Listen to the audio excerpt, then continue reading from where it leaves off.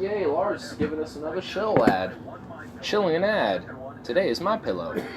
Come get My Pillow here today. Order your My Pillow today.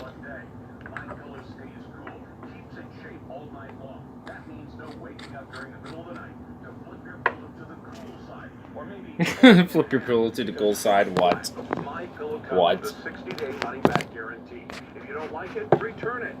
If you don't like it, return it. It's machine washable. Oh, and you know I love the fact that My Pillow products are made in the USA.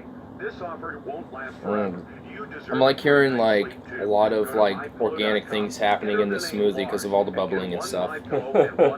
Straight up, I'm being serious. Here, listen. You hear that?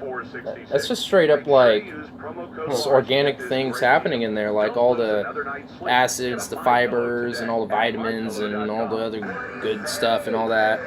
It's all being activated because I kind of shredded it all apart. Will it start this year at all? Get a furnace tube from AAA Heating and Cooling, and we can help you keep your furnace alive. Call 503 That hint of orange definitely makes it so much better. Find us online at aaiaq.com. CCB number Oh my god, my hair.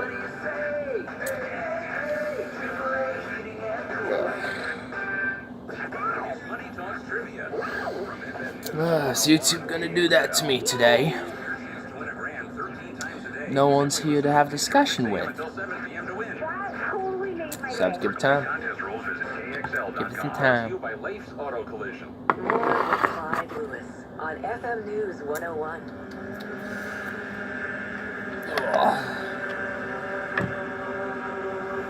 Want to just have discussions with people just on various things, on whatever.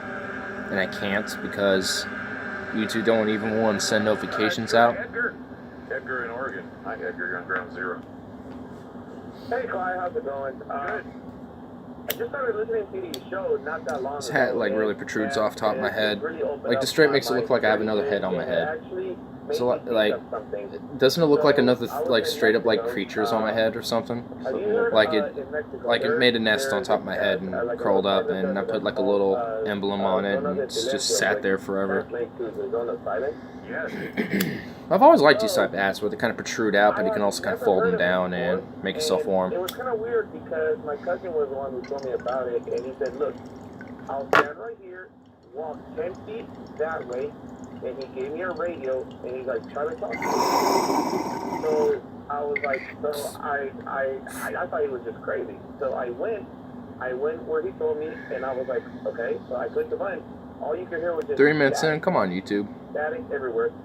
So come on. But then, you know how sometimes when you lick, well, I don't know if you've done it, but I did it. Come in with the idea of, which I've been wanting to do for a while, of just like chatting with the chat just on like various different topics and discussion on things. Just on, I don't even know what, just whatever comes into mind. It could have been like philosophy, it could have been on like, like what we think of just what this thing or whatever, or just whatever, and no one's here. Like, I feel like it's just time zone, and also because obscure channel, YouTube is like, meh. Notifications don't need to go out. Meh. Which means there's no magnetic activity in that area, and they don't know why. And there are various areas in the same ley line, like the Bermuda Triangle and elsewhere, where there are dead spots where you can have. If YouTube wants to be that way, so be it.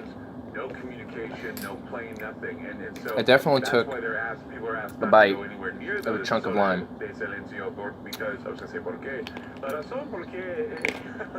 Definitely need to next time lighten up on the limes. Add a quarter of a lime. A little too much. I think an eighth of a lime would probably be better. I had to cut up into eighths, but didn't think to just put an eighth in there and taste it, see if it overpowered it or not, but I just went for it. 400 or 450 miles off course, and it landed there. Well, and you remember also in La Zona de Silencio that there were, first of all, UFO reports. Ooh, I'm tasting the other fruit now. The reports of Damn, that's a good smoothie right now. There's like such a mishmash of flavors that even though I'm definitely tasting that lime, it's just like there's other things going on. That's what I love about these things. It's just so much that you can like explode your mouth into. Heart attacks or heart explosions, something went on. Just a creepy story. Something happened there that is, they say aliens or something. It is. Let's have a discussion. How about we just watch me drink a smoothie? I mean, that's basically might as well this stream be now. Just me drinking a smoothie until I'm done. I might just rename it after this, honestly. If no one shows up.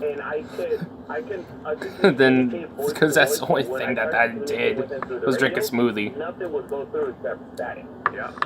That'll be my alternate. I'll just be sitting here drinking a smoothie if no one shows up. But if there's at least people and I can get, something going, then, I'll stay like it is. But I'm pretty sure it's going to be like this. So I'm hypotheticing that it's going to be Ignorant Drinks a Smoothie an entire stream. That's what's going to be named. Good night, Clyde. Departing us out with a Ballad of Angels every time. Does he do that every night? What's that? Like when he has the outro, there's the Ballad of Angels. Ballad of Angels? Yeah, when they're like, oh, or whatever it does, yeah. I mean, he has that as one of his like little outro intro things. He has like the angel choir in the background. This is funny. It's funny how it's the outro. It just makes me feel like, when he's like, "Good night, everybody," and it just fades away, and it has the white ropes, and it's like, it's like, oh my god, what? It's like, what? They're simply the best in the business. Get a free in-home estimate. Take advantage of super savings. Call now. It's definitely kind of amusing. 906-2812. Online, go to renewalbyradio.com. I just wonder, like, it was just definitely interesting these last few shows that he's been doing, because he's been talking about like these like weather combating or whatever. And it's just like he seems pretty, sold on it, but I'm just like, I don't know. It just seems like what he's saying is like human manipulation of weather or like the sun. It's just like, I mean, it does that on its own. The patterns of like the sun and hurricanes and what comes after them and everything else and whatever. I mean, I don't know. I mean, it just seems confusing. It's like, I mean, it's like they know it happens, but they want to believe it's like more than just the fact of it just happens, I don't know. It's like they're trying to find something even though there really is literally nothing there for it. It's just that, hurricanes, typhoons, all these, we are having a lot of them this year for sure. There is a lot of sporadic, storms going on. I think he said there's 9 going on around the world at the moment. We're probably just going through, a really big, global change in weather where, whoops, that was my lid, where we just kind of have, a more severe weather going on, but, it could just be natural weather, natural climate cycles, but, we do know for sure that, the human impact, considering how industrialist we are and how much we put out for emissions, not just carbon, just anything. It's safe to say we definitely have an impact on it. Even it could. I can even see an argument for unintentional weather manipulation just by that alone. So I don't know. I feel like there's other. I feel like there's evidence to support why there's a lot of this going on, but I feel like they're just kind of going at the wrong dots, essentially. Because I don't think they're just doing this to be try to push a conspiracy agenda or whatever. I don't see that at all. I just feel like they're connecting the dots in a different spot where it's I don't know, like I feel like it's not exactly on point where it's probably the other. Well, back to drinking our smoothies. The veggie sliders cost $1.99. That's CBS's Diane King Hall. She hasn't made any comments since her husband stepped down as CEO of CBS on Sunday, but Julie Chen was back on TV, and she decided to use her married name. Oh, did I tell you what happened at the financial aid office yet? So, so I went down there and it was like it just closed, but the guy let me come in and see what was up anyway. So I pulled up everything, and he basically just like I was kind of confused on like where to go from there. And it showed like my FAFSA thing was processed, whatever, and it showed that I wasn't like registered for the term yet. And I think he thought I was like a new person coming into like the college, but I told him it's like, oh, I've been here for a couple terms already, so I mean I already know everything else. I'm just want to make sure things were like legit, So it basically was just that it didn't process to the college yet, and I could just register. At this point, I just have to register for classes. So I'm just like, sweet, I'll just do that before I go to work tomorrow. So glad that that's all out of the way. Like, holy shit! Like now that I went back there and got shit cleared up, it's like, oh, good, good. One less stressful thing to worry about. Now I just have to get the classes in. I just have to kind of fit it in with the balance of my work schedule and stuff, which that's pretty easy. I can find like a Tuesday, Thursday classes, and then like a Friday class or something. That's kind of what I was pushing for anyway, so. I'll just keep classes like that. So, college is gonna, definitely be a good shit. Fall term's gonna be fun. I'm gonna be gone for like a whole week during the term though, so hopefully the teachers I get would, find a ways to just kind of work around it. The teachers there are generally pretty chill, as long as you let them know before the term starts. I mean, it's also right at the beginning of the term. I think it's like the second or third weekend, so it's not like I'd be missing much. They probably just exempt me for it. Right. I mean, unless it's like a weird week where it's like, oh, we have a quiz like the week after or something like that. Yeah, I'm sure I can look online. Like, Iceland has computers and shit. It's not like they're like this weird other world. I mean, it is. I mean, we were looking at some pictures earlier, me and Mama, and it's stunning. Man, it honestly looks like in some places, like it looks like the Tacoma areas, like Yakima, like the meadows and the valleys and shit, like in the Midwest and even out in like southern Midwest Canada. It looks a lot like that, and it's just like, dang, it's beautiful, but it looks so fresh, green, and like new. I mean, it is, because Iceland's like some of the youngest and most like freshest land kind of surface from Earth and stuff, because it sits right in between two continental faults. So there's a lot of earthquakes there that happen, but they're like non-effective. I mean, they're just like 5.5s that they are well, accommodated to. So it's pretty cool. It's pretty cool that how and pretty unique of Iceland's geographic area. Just a heads up there. We do have road work on 205 South. Man, I cannot wait. Like, I'm probably going to be the dude that's going to be hiking off trails. If like we go to these parks, I'm probably going to be like, I'm going to go up that hill over there. You're following me because I don't want to be alone. Like, I straight up will. I don't even care. Like, unless like the tour guide or like an Icelandic native is like, you get back here. No. Bad tourists. And I'll be like, okay, never mind. Natives are telling me no. That okay.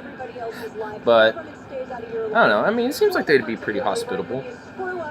I mean, they have a lot. Like the government at least has a pretty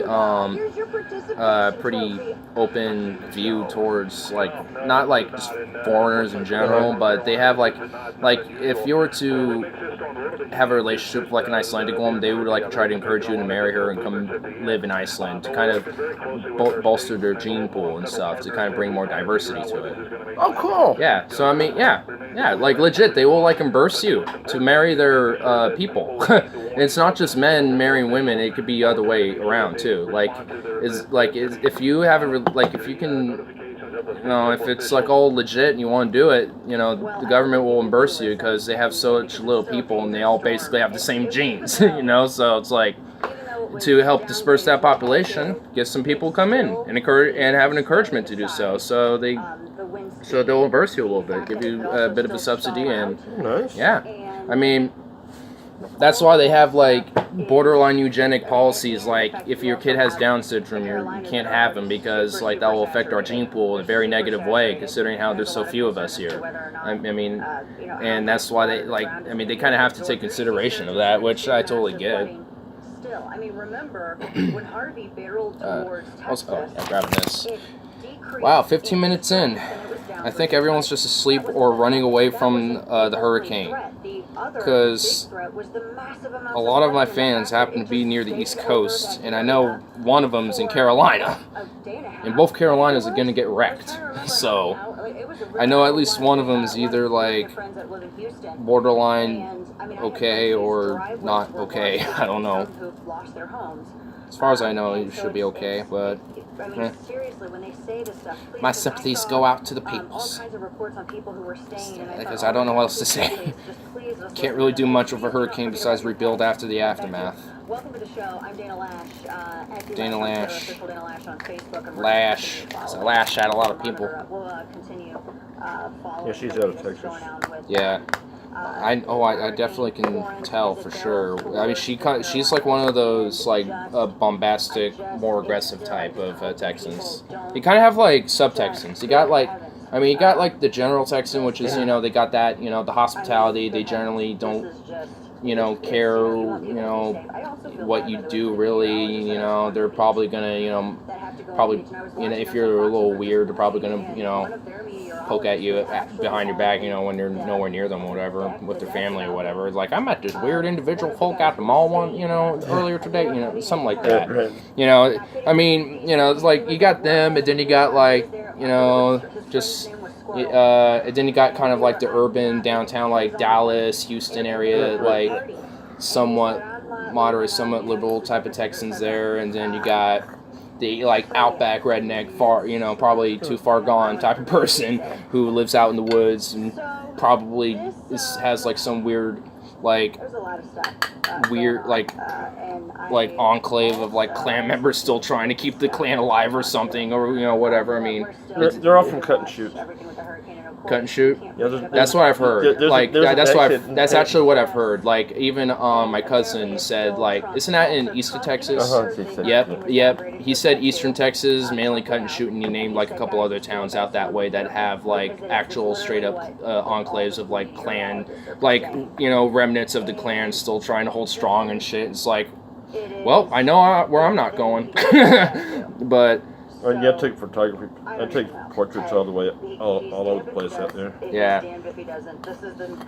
I mean, I'm sure everyone out there in East Texas isn't like that, because I mean, if there's like, I think there's about 3,000 clan members overall in the country compared to like 330 million Americans. So. Yeah. The clan itself has basically kind of died off into nothing in this obscurity. So Yeah, it's not what it used to be. Yeah. well, yeah, I mean, at one point it can basically call it a terrorist group because it did lynchings and shit, to people. So, and did cause terror towards especially black communities after the Civil War. So, I mean, it definitely has its history, but I mean, today it's just an obscure thing that is just you mock at because that's all you can do now, because that's what it is. It's just this mockery, remnant, obscure shell of what it used to be. Yep. I mean, I can't. I don't even. I'm sure there's probably even clans like in every state somewhere. But what? Oh, did you load a bowl? Did you already have a bowl loaded and you just? I've done that before. But yeah, I'm sure there's like some in every state, but I'm sure it varies depending on the state. Because I know in Medford, Oregon, like in Southern Oregon, there's some racist like skinhead enclaves and shit out there. So it wouldn't surprise me if there's like people who have like the, like a little clan enclave there too. So I mean, But methad's also just like a whole another thing too. I mean, there's not just that, but there's like methford, you know. There's a reason why that's called that too. I mean, there's all sorts of shit, you know, wrong with that place. Never done meth. Don't think friends did, but never done meth. Rub chaps your teeth. Oh yeah, I think. Yeah, I know my aunt did for a while, and I think I remember seeing her when I don't remember literally seeing her doing it. She was pretty obscure about it, but it was just kind of known that she did. But because you can tell, I mean, it's pretty easy to tell when someone is. So. Crack cocaine for a while. Yeah. Especially when I came out the boat from taking pictures and hit Dallas. I hit Dallas hard. Yeah. Yeah, like, I definitely will not be doing any of that shit, even if it got legalized. So I'll just be like, nah, I got weed. Psychedelics every now and then sometimes. I didn't smoke the very first time. Until it's too late. Yeah. It was an unintentional gateway, basically. Yeah. Just be like, whoa. Oh shit, I got a line going. Got a line forming from that hat. I'm trying to get it to stretch around my head, so I'm gonna have to just endure that for a while. I don't think it's gonna leave anything though. It's not permanent. I mean, it's actually working out. It's starting, like, I'm, you know, able to fit it on my head. Right. It's just, you know, still a little tight, but, you know, like, by the time Iceland hits, it shouldn't be terrible. It should be okay by that point. I mean, it's a leather liner, so I think over time, when it gets, like, moist and stuff, it will stretch a little bit. Because I could tell the cloth itself, it can stretch a little. Not a lot, but a little bit. Yeah. It's heavy, too, man. Yeah, it's a thick winter. Yeah, it's, you know, I mean, Eastern Europe is definitely cold, so I can imagine why they got it very thick. Oh, yeah. Yeah. Yeah, see what you were talking about. Yeah, I don't know if it'll fit your head, but I mean. No, I tried to put it on. Oh, you did? Oh, damn. Yeah, your head is a little bigger than mine, so if it could barely fit mine, it ain't fitting you. Like, my head is just, like, more, like, long than, like, wide, so it just, like, it stretches from, like, here to here. That's where, like, so it's like it hits my forehead a little bit, but that's about it. Like, right now it feels actually comfortable. Like, it's okay right now. So, Where were the mess ups, etc., etc. Nope. I can just, there we go. Like, I can't move my eyebrows at all. Like, this is me trying to, like, squint.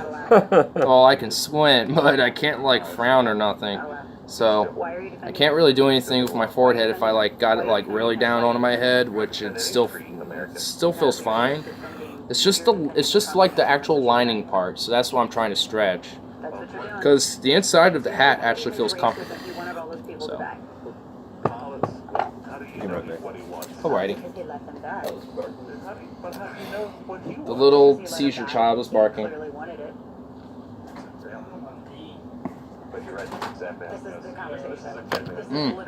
Man, that smoothie's good.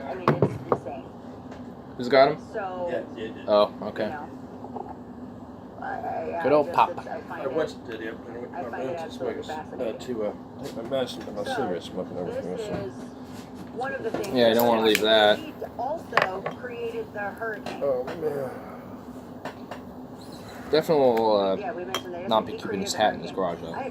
Don't want to get permanently stenched. No, the cat fur and everything else. Well, the cat fur, I can just take a rolling thing and roll over it, but I mean, tobacco smoke though definitely won't come out. Yeah. So, I mean, it's okay to have. I mean, in here for a little bit, for a stream or whatever, it's fine.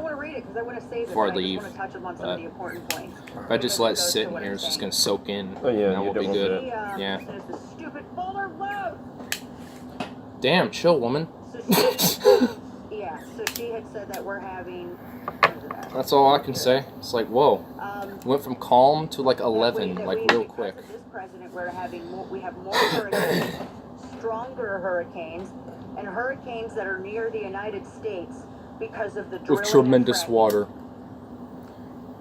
And I am a stupid sellout whore. What the I'm just fuck? quoting it newsworthy. Because I don't care enough about the planet to acknowledge. I'm what a it would stupid take to sellout save it. And that's horror. not even the full Dana email. Tash, 2018. Oh my god. What the? So what did I tell you about all of that? Huh? What did I tell you? Well, no wonder she's on at midnight to like 3 a.m. because she's able to get away with a lot more words with her Yeah, she doesn't decorum. like you're laughing either. You wouldn't hear Doesn't like you're looking Lars or at her Clyde like just that. bop But yeah, so this out is gonna be a whore treat. like that or whatever. You guys are in for a treat tomorrow. 'cause Or I have just some like, good stuff. I've heard her say like We, jackass have and a lot of asshole other and good things stuff like to that get into. too, I so know. she don't give It a was shit. really She don't, ever like, I'm surprised she just Look, doesn't you go wanna off the have rails. everywhere I in mean, your home for protection, right? I'm And sure I she always probably believe in does a like off air, or maybe multi-layered if she has like approach private where it shows or concerns something like security. that, It is essential. like for You can't- I members just don't or like something. where I don't know, have but I have a pretty I boss mean, alarm system. But I it'd be also funny have to hear multi-layers, like and one of my what her layers show would be is like if it was on includes YouTube cameras. and I she was can just literally these go cameras off because on they're anything super- Oh, really? or whatever, They're and HD cameras and say motion anything activated, she but they're super wants. high quality. Well, It's a anything really until clear YouTube picture. decides otherwise, And you can depending put on it how they anywhere you feel want. about the Anywhere you channel. want an extra set of Like eyes. I mean, YouTube you straight could- up could just I take don't me know, I down had a because friend, maybe actually, like that, my last they stream put- I did well, they put 11/9 one and I had a meme where it was their the kids Twin Towers, are but snacking, it was and when someone they go to the photoshopped it grocery to be like, store, bro, they hit come this back, joint.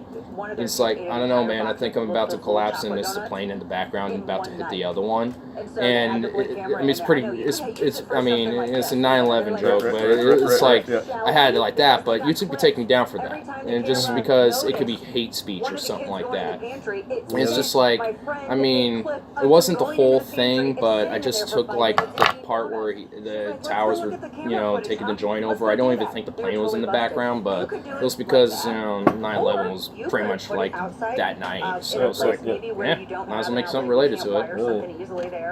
But Anywhere you want, YouTube and could you can straight up on, do that, you know, and have a camera send you a notification. and All because of them I'm are so certain small of a cameras, channel, what and can they I do? will let you Really? know. Yeah, like I will just have to bear the grunt of and the bruteness of whatever they give me, and I have to just like let it happen.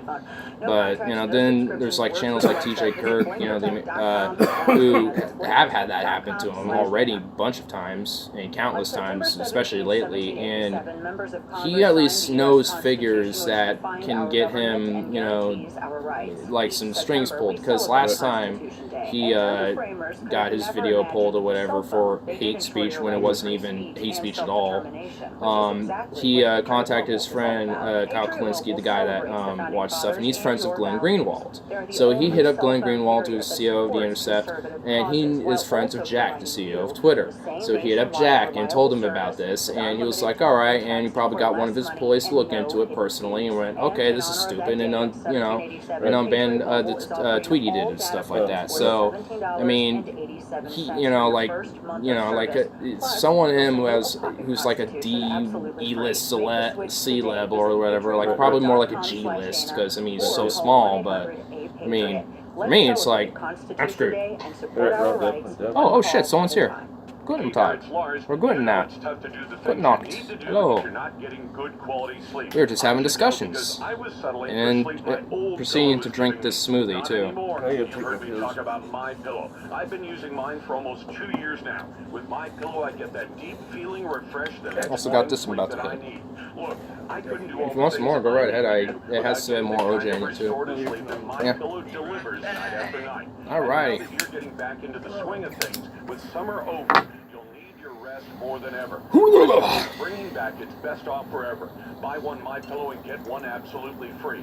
Just go to MyPillow.com. Make sure to use your promo code LARS or call 800-290-9466. Use my name, Lars. Get one for you and one for your wife or husband or neighbor or mailman, whatever. This offer won't last forever. Go to MyPillow.com, enter promo code LARS. Get Lars, one MyPillow and why one do you show like half the absolutely ads free. on Don't the lose station? another night's sleep. It's the Paul Schatz Home Furnishings Warehouse Sale. I don't know if you're familiar with Lars Larson, but he's a right-wing radio host here in Portland, and literally half the ads are shilled by him. Like, talk about knowing where the money lands, dude. Like, seriously? Like, that's just like, radio's obsolete, bruh. Like, even Clyde has, like, moved to Patreon and shit like that for his, like, income. He's just on the radio because that's where his audience is. I mean, it's on YouTube too, Ground Zero, this show. That's right, 30% off when you finance through But, GM Financial. And we yeah. have 10 available at But just lay down a discussion, man, because that's what I'm here for, man. That's why I'm here. Just here to have discussion with the chat and shit. So, since it's just you and I, it's just, the floor is open for anything, man. Like, even if I start popping up some. If you're arrested for a DUI, call Reynolds Defense Firm. This is McDaniel Reynolds with the Reynolds Defense Firm, and we do one thing. We represent DUI charges. If things go bad and I need help, I turn to a specialist. When my son needed surgery as a baby, my wife and I turned to the surgeon who specialized in that type of pediatric surgery. 11 years later, my little boy is happy and healthy. Maybe it would have been okay without the specialist. Maybe it wouldn't. Call today for this Shelley corporate specialist who will give you nutritional value and make sure your child is happy. My trademark law questions, go to the trademark law specialist. I just like love these ads because I can just like mimic it and it's basically the same thing, ain't it not? It's like, do you need help? Do you have back pains and back problems? Call this specialist today and you'll get a free quote on your health and we'll make sure that we do our best to take care of you. Call 1-800-CARE today for your free quote to get a free membership for 1 month. And if you don't like it, the next 2 months are free, or else it's $9 a month. Call today. It's like, oh my god. Shut up. It's like, dude, just tell me what, like, hey, we do this. Call here. Ain't bullshitting you. It's like, oh my god. Like, this one at least I can get, because it's telling you about a damn auction. Like, what else is there to know? You got an auction. Here it is. Here's the number. Here's the address. Auction. Auction. Talking about what's there. Surplus vehicles and shit. It's like surplus military. That's actually pretty cool. I wish I can go to it. I'd actually be down to go to that auction he's talking about right now. It's like military surplus vehicles. I know I couldn't get anything, but hell, I'd check it out just see what's there. I mean, it's cool to see like surplus military vehicles and stuff. I mean, hell, I'd like to own one at some point. It'd be pretty cool. Pretty cool. The conservative alternative. It's like what? It's like conservatism suddenly a counterculture. Listen live around the world. DanaRadio.com. Well, at least you got a website. Blasting on my Twitters. It's like she tries to act hip too at the same time. It's like, I just want to know, dude. Like she sounds like a middle-aged housewife. It's like, that's how I feel like she is, and she tries to act hip too at the same time, but it's pretentious and smug. And it's like, I just want to see what she looks like. She looks like a middle-aged housewife who has like the God complex hair going on, which is like this weird bob cut that women, like most women with a God complex have. They have this weird bob cut that's like blonde as fuck, and it's just like, and they got this weird tan. Like I imagine her like this, and I just want to see what she looks like, because I just like, that's what I see her. But she tries to like be young and hip and like, we're the alternative, we are the counterculture. It's like, no, you're not. Nah. Even though it's actually a legal term. It's like, that Twitter doesn't like it, but they I mean, totally fine if someone tells me to have she my just, husband beat the I mean, now she just sounds like a standard radio woman. It's like, oh, it's like you can't pick something. About murdering my kids, totally okay, but how dare you say what is actually a legal term? Because you have legal alien. I mean, for crying out loud. They say legal anyway. Twitter rejected the Center for Immigration Studies promoted tweet. They said it was hateful. We'll talk more about that later, but just FYI. I mean, you have legal alien, you have legalized status, illegalized. I mean, for crying out loud. Also, we'll pull this up. Washington Post has the story on how a school safety commission is posed to oppose new age limits on gun buys. This was the commission established by the president after the massacre in Parkland, Florida. They will not recommend new age restrictions for the purchase of firearms, according to those familiar with the draft. Why not? What's wrong with an age restriction? Included in a report released before the end of the year by the Federal Commission on School Safety. I don't see nothing wrong with being like 18 or something to buy a gun. You already have to be like 21 to buy a pistol, don't you, at least in Oregon? And And it's on video, I've never seen an because, issue of with course, that. it I is personally think it should be failing flipped, in their like bedroom. getting Australian long guns sleep or whatever, because like any type of long gun, shotgun, anything. I They should be like 21, and then like getting pistols like 18, because that seems like it'd be easier and to train with and easier to operate than a long gun. attacked each other, and they Right, fell yeah. through a ceiling duct in a Brisbane home. I don't know. I mean, I don't see a problem with like an age limit on Kenmore it. Hills section of So the then western somebody suburbs, who's and everybody younger, seemed who's pretty chill. probably prone, I mean, like these he says school they're shooters and usually shit, they tend to be the matched, kids who go to these schools. People often I mean, mistake mating, but if this they is haven't gotten combat. from like And it is a friend or bizarre something, to they've got it watch, from their parents or and something, they which is wrestle generally and due one to the tries to, parents' guess, fault. kill the But other. So, just I another day in mean, Australia, sometimes they failed, get their guns on failed. themselves too. It's I so mean, amazing. They fell which I through the think there was ceiling. That's one or two insane, shooters that though. have gotten the guns Goodness. themselves John legally Kerry's apparently and bought meeting them with legally. Iran to salvage And the nuke deal with they're oil not like, diplomacy. and they're I like thought that was a teens and shit. It's like, violation of the Hatch okay, Act. That's what I was told you know, by maybe an everybody. age That restriction it was on a top violation of, of the you know, Hatch Act, these but whatever. other like He basic is regulations disclosed that wouldn't be he's too been big of a conducting problem. diplomacy with top Iranian Like we got officials regulation to on, salvage you know, the age nuclear restriction on deal to push alcohol, the on Islamic like Republic to negotiate weed, its contested on like missile on these program. other things. I just I don't know, it just makes sense. Definitely I have does. that audio too, so we can play that. Oh yeah, we're gonna totally discuss that. And, We do yeah, SIGs. so we'll get I into mean, all of that.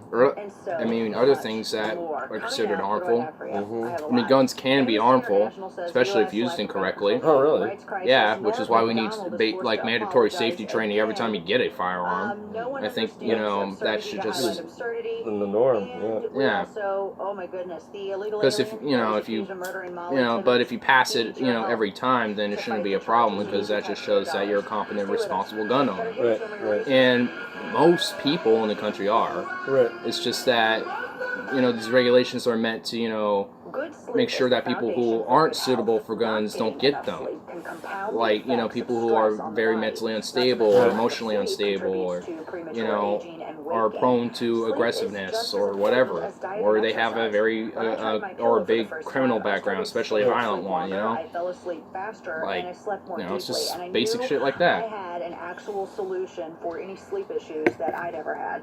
Like And I think if you at least get policies like that, you wouldn't need to ban a gun. Really, I do agree. Yeah, like I think, like I get that.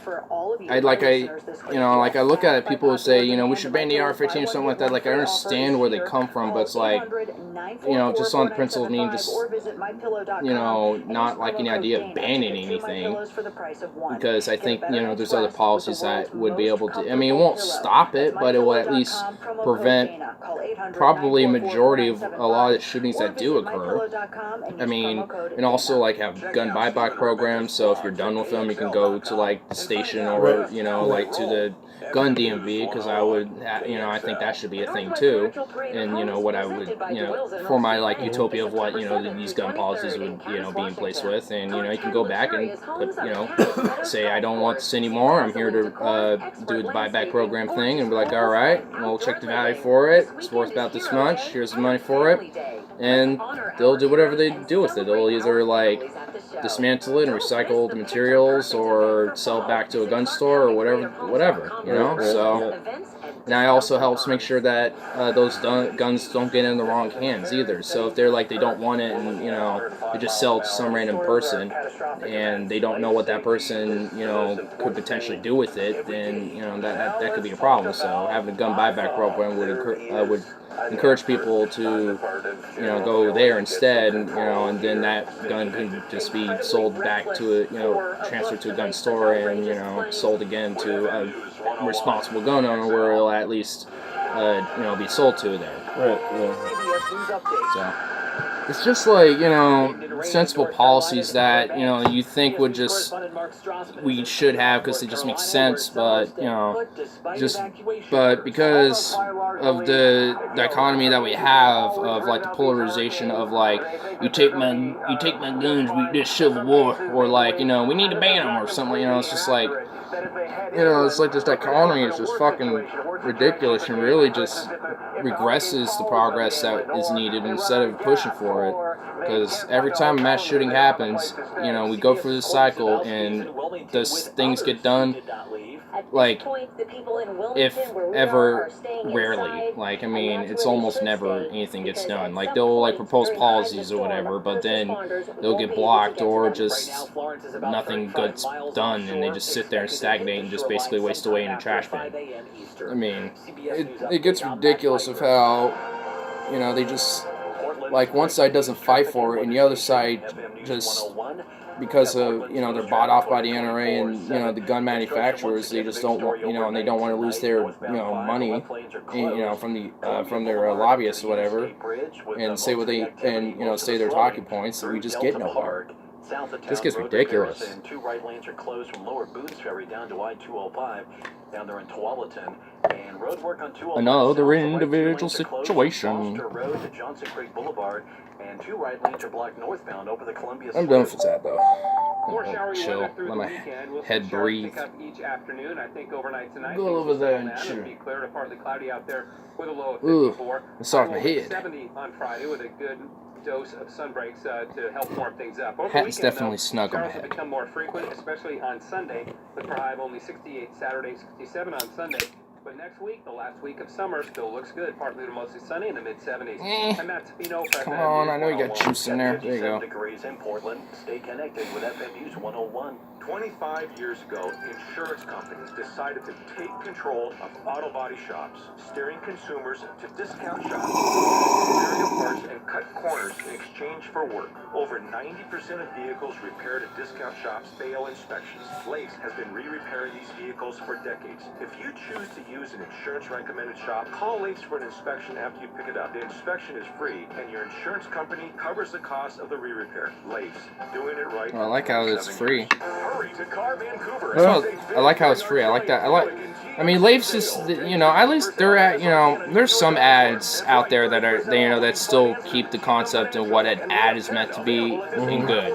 Like, they don't have, like, Leif's Auto Shop, they don't have some ridiculous jingle. I mean, you have, like, the, you know, a tune, but in the background.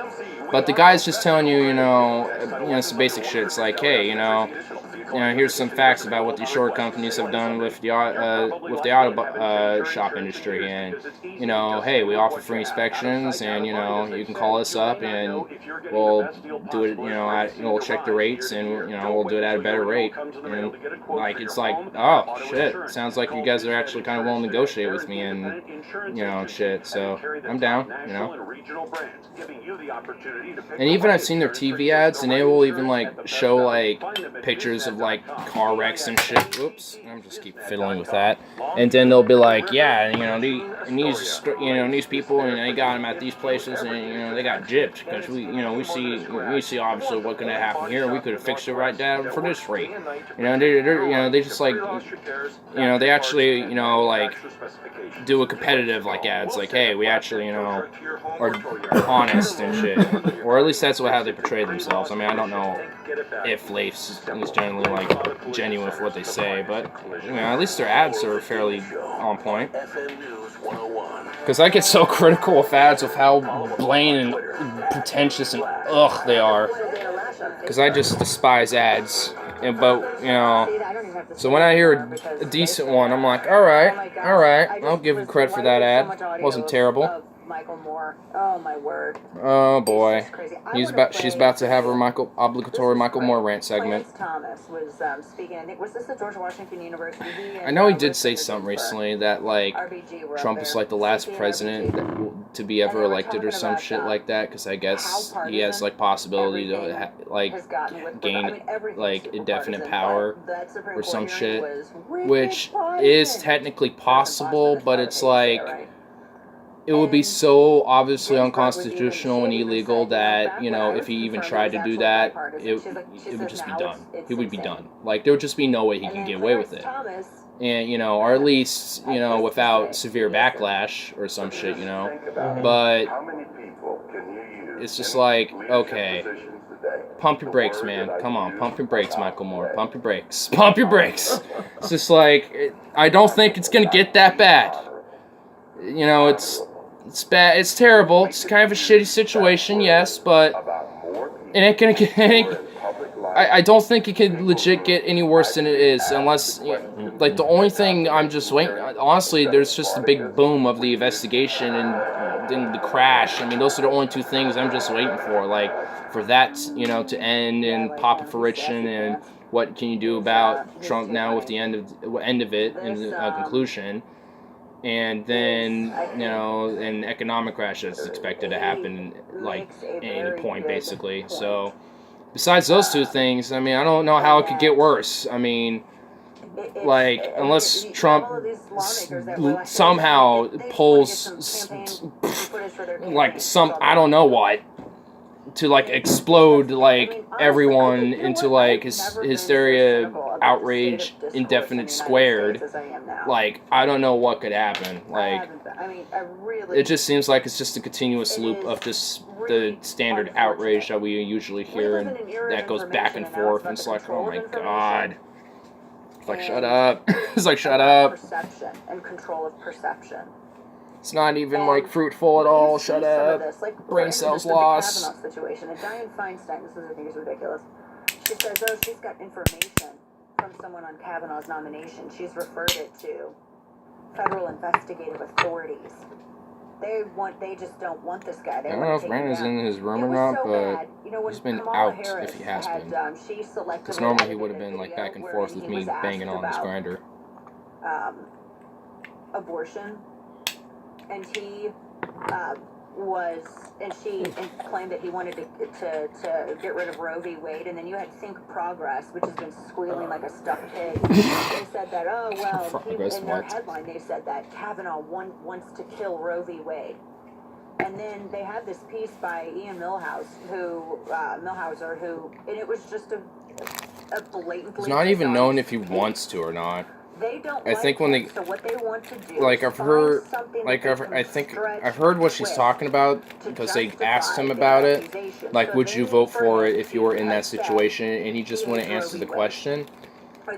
But, I mean, that doesn't mean he would have or not. He's just being a fake, you know, dodging the answer person. It's just like, ugh. And he had mentioned abortifacients, and there are abortifacients, and then there's birth control, etc., etc. And insurance already covers questionable. Birth control, for health reasons. It does not cover it for sexual recreation. So you're, you know, and I know this because I have very close friends who have had, like, for instance, one of the endometriosis is one of the things that they would use to give you. They would prescribe birth control pills for you. Because one of my girlfriends has birth control Definitely pills am going to rename the stream, though, to something about drinking the smoothie. She had serious endometriosis. Because essentially this whole stream has basically been me drinking smoothie and talking. So, well, most streams are all me talking, but... so they cover it for health reasons. It's for recreational reasons. That was the point of that people were contesting. And it was back during, you know, the Hobby Lobby and all that, you know, all of this stuff. And he was reciting what the plaintiffs were saying, that they did not want to cover abortifacients, and Kamala Harris says, oh my gosh, this is a dog whistle for, you know, individuals who want to, this is the words that they use to try to undercut the argument for birth control, etc. And she specifically edited the video to where she excluded the part of how he literally was saying this is what they wrote in their claim. And she took that out so she could purposely, she knew full well what she was doing, misrepresent his recitation of what the plaintiff's claim were as his own words. And then she ran with it. And it was so bad that you had even Washington Post, which is not a right-leaning or even somewhat in the middle kind of publication, that it's kind of in the middle. They actually came out and said, okay, this is bad. Other entities did too. They said this is absolutely incorrect. It was fact-checked. It had 4 Pinocchios by Washington Post, and I think PolitiFact even came out. And I mean, it was, you know, that's how bad it was. But the problem was that Think Progress going to bed. All right. didn't want to do that. They wanted this to be I'll real. end the stream when I end the smoothie. The story that Kavanaugh wants to kill Roe v. Wade. All right. They said Kavanaugh said he'd kill Roe v. Wade. Not enough. Nobody noticed, and that was their headline. So oh my goodness, Facebook the fuzziness. Used, and I'm critical of All right, Facebook no, I don't, my man.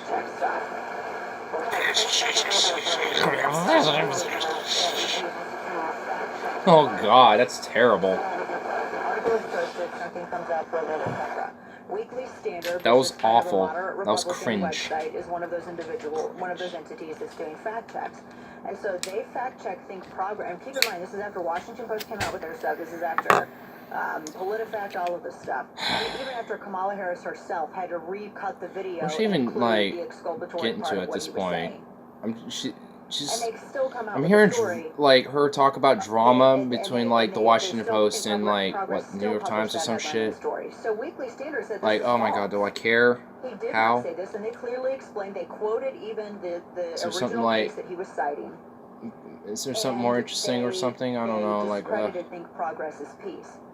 Think whatever. Absolute fit. Like I said, they squealed like stuck pigs. They lost their ever-loving minds. They demanded that Facebook kick Weekly Standard off. It just can't as be a like they lost their contributing, minds. They have to. you know, She's fact like, checker. they squeal like said stuck that. They literally pigs. went out and It's like, oh tweeted my all God. the verified Like, pump the brakes. staffers Damn. with their positions that Think Progress Pump and their bias. them brakes. They all went out and they claimed that the reason they had this story rated false is because a conservative website told Facebook to do it. That's not what happened at all. It was demonstrably false. So bad that Slate, which is a left-leaning website, came out and slammed them and said, you guys came out with this after it was even fact-checked. And Facebook came out isn't with even this, right-leaning. and this is, So, you have to stop the bias. like, This is for... bias. Slate said that. And Think Progress still, to this day, refuses to retract or acknowledge. So, if that it's at it least has true, been then I'm at least on her proven side. Because, I demonstrably mean, if you're false. pushing, like, an agenda This story, is then that's how just bad they fucking are. bullshit anyway. And It's just so, like, come I mean, on. it's just kind of shocking. That to just see. goes Oh, for not to any be outdone, though. news After organization all of this anyway. happened, Any then factor. Hillary Clinton tweeted the stupid thing. Always a day Like, you're late, there an hour to short. report, like, the Hillary objective Clinton gets fact up of there, what's it's just like, going oh my on gosh, around can you believe in, Gavin like, the said political this? And sphere and everyone's shit. like, where the hell have you Not, been? like, twist it for your own This has been narrative. litigated It's like, in the damn. press. And you're putting this out here, you're posting this? Oh my gosh. So that's what was happening. Yeah. So I mean, it's pretty, I'll do that in a sec, actually. More smoothie. it's pretty amazing to see. Let's see if I this could drink stuff. the smoothie in 8 This minutes. is how deeply committed they are to bias. And the idea that Hillary Clinton would do that even after all really of this good. happened is pretty insane. Definitely too much lime in this, I though. mean, come on, people. But this is the problem. Come on, people. And this is the first time of memory that any outlet actually did this, that any outlet actually said, wait, hold up, because that's how bad it was. And the only reason been outlets I think have done that any of them before. did it is because video existed of him saying, like, this was in their Well, I claim. don't necessarily And they knew that object all of them would to what be she's talking indicted about, by sanctioning through but silence how if she they didn't is... say anything. So I don't know. But if she's there's- I mean, honestly I wanna doing believe what the she's best of claiming them, but right now to be experience has against. taught me not Because to. you And just I gotta kinda listen to how think she's wording because this of that story. experience that they just kind of did it to cover their own And she's backsides. I wanna believe the completely best of hostile them. to, Maybe they'll show you me know, that that's a and worthy twisting endeavor it towards, you by know, being her own consistently agenda. fair and Now, balanced in the granted, future. she's at least But giving at this credit to point, the I Slate guess and the Washington experience has Post, taught I me guess, that if they do something whatever like that's this, it's worth, usually you to save their know, own backside because it's for that bad. saying And that it's kind of this an Overton article window by sort Think of thing. Progress is You know, bullshit, every now and, then you you know, call if out that's certain true, things then that you yeah, can say that you that's some that you bullshit. fairly call out bias. But Because how many other pieces I run that I are so don't ridiculously think false, it is or true, so because Washington misleading, Post and yet you never hear and anyone say Slate anything are a about little it. bit more establishment-y than Think Progress is, And so those are the ones that matter. I don't Because know. I if mean, Kavanaugh's gonna it get seems confirmed, like this is a losing fight for them. it So seems that's like kinda how I a look at it. it seems This like it's wouldn't be true, the but I fight don't for know. them I to don't pick. pay They could attention to this easily shit say, because yeah, I don't yeah, give a this is fuck. biased. Oh, look at how we're I holding don't our give a side fuck about accountable. this, but I mean, But then what about all the other I mean, stories? news and journalists should still, shore up a narrative. That's my point. just objectively And tell if the you facts say, of well, how why they do you call are. out this? Oh, Like, that wasn't hey, actually biased. I mean, you look know, at our past. the richest 3 people hold half the wealth of, the lower half percent of But, the Americans in this country and shit like that's that. the Or whole like thing. 38 to So, 45,000 like I said, people experience die has every taught year me due to to lack not of put a lot healthcare. of stock in Stuff that. like that. At all. And that's just, I want to believe the best of them. But Instead of just like smear, and smear, I smear, would smear, love to think be progress. proven wrong. They squealed like stuck pigs. And see consistent, fair application of It's the like, newfound, come on, can you at fair, least be balanced, like ethic. I would love to see that. substantive But, like I said, with your experience criticism taught me instead that of just like, stuck not to pigs. count on we have more to touch on. Liberals. And colluding. It's like, Oh, goodness. We're going to get into the Twitter blocking the phrase of illegal alien. And I'm going to discuss test the that. Monopoly and I'm gonna test antitrust that. regulations. I touched a little bit about this on Fox and Friends this morning, and we'll explore this a little bit further because it's an interesting discussion, one that Like, I'm going to make a tweet with that specifically in there. Anyway, we have more jobs than people. Hiring is But kind of crazy. I highly, You have job honestly, searches and I wouldn't be tons of the wrong surprised if I forget resumes about to it. sort through. But And that's just, then you're spending all whatever. your time doing that. I highly and you doubt have that's the relatives case, or but people considering that Twitter to does fill in shadow for ban you while people, you're looking for staff to run I your mean, I wouldn't be business. surprised either. Look, Smart is going to ZipRecruiter.com/Dana. Hire the right person. They'll help you. ZipRecruiter doesn't depend on the candidate going out finding you. It finds candidates for you. They have a powerful matching technology. They scan thousands of resumes. They identify people with the right This is why you're a skills sellout? and education and experience for your job, and Because actively invite them to apply you're for shilling an any ad in the qualified middle of your candidate show. test. This is why ZipRecruiter is rated #1 by employers in the U.S. And right now, you all can You're try showing ZipRecruiter ZipRecruiter in the middle of by your going show. to ZipRecruiter.com/Dana. That's ZipRecruiter.com/Dana. ZipRecruiter, the You smartest. can't like way to wait a hire. little bit. It's often asked by conservatives, what Well- more can we do in our fight against the left, besides call our representatives in Washington in hopes of getting our voices heard? Well, now there's more all of us can do. The Missing Links to Making Conservative Principles and Judeo-Christian Values the Mainstream of America is a new book by Bass Johnson. that Oh tells what my each one of fucking us can God. do to fill in those missing links. These missing links in our arsenal are allowing the left to attack You know you the need to get a values jobby and jobby lazy traditions dope that in have made this Venezuela. country great on a daily basis in the mainstream, while the very things bringing down Are you hearing our this? country are promoted and praised. The left's dominance in mainstream news and entertainment needs to come to an end. Find out today what you can do to help make that happen. Go to your favorite online bookstore today and order your copy of The Missing Links to Making Conservative Principles and Judeo-Christian Values the Mainstream of America by Bass Johnson. And join the fight to topple the liberals' control over our mainstream. Since opening in 1995, Keltec has pioneered the concealed carry style of handguns and created cutting-edge bullpup rifles and Oh my shotguns. God. Keltec's mission is to create innovative. The quality- shilling is so strong right now, dude. The shilling. Oh, the shilling, dude. Oh, God. You went out to a bar tonight? Nope. Doing that tomorrow. House tonight. It is going good, though. Got a lot of shit done. Got some things with my FAFSA cleared up now, so that's good to go. Oh, you did? Oh, cool. Well, I will tomorrow. Now I just told you.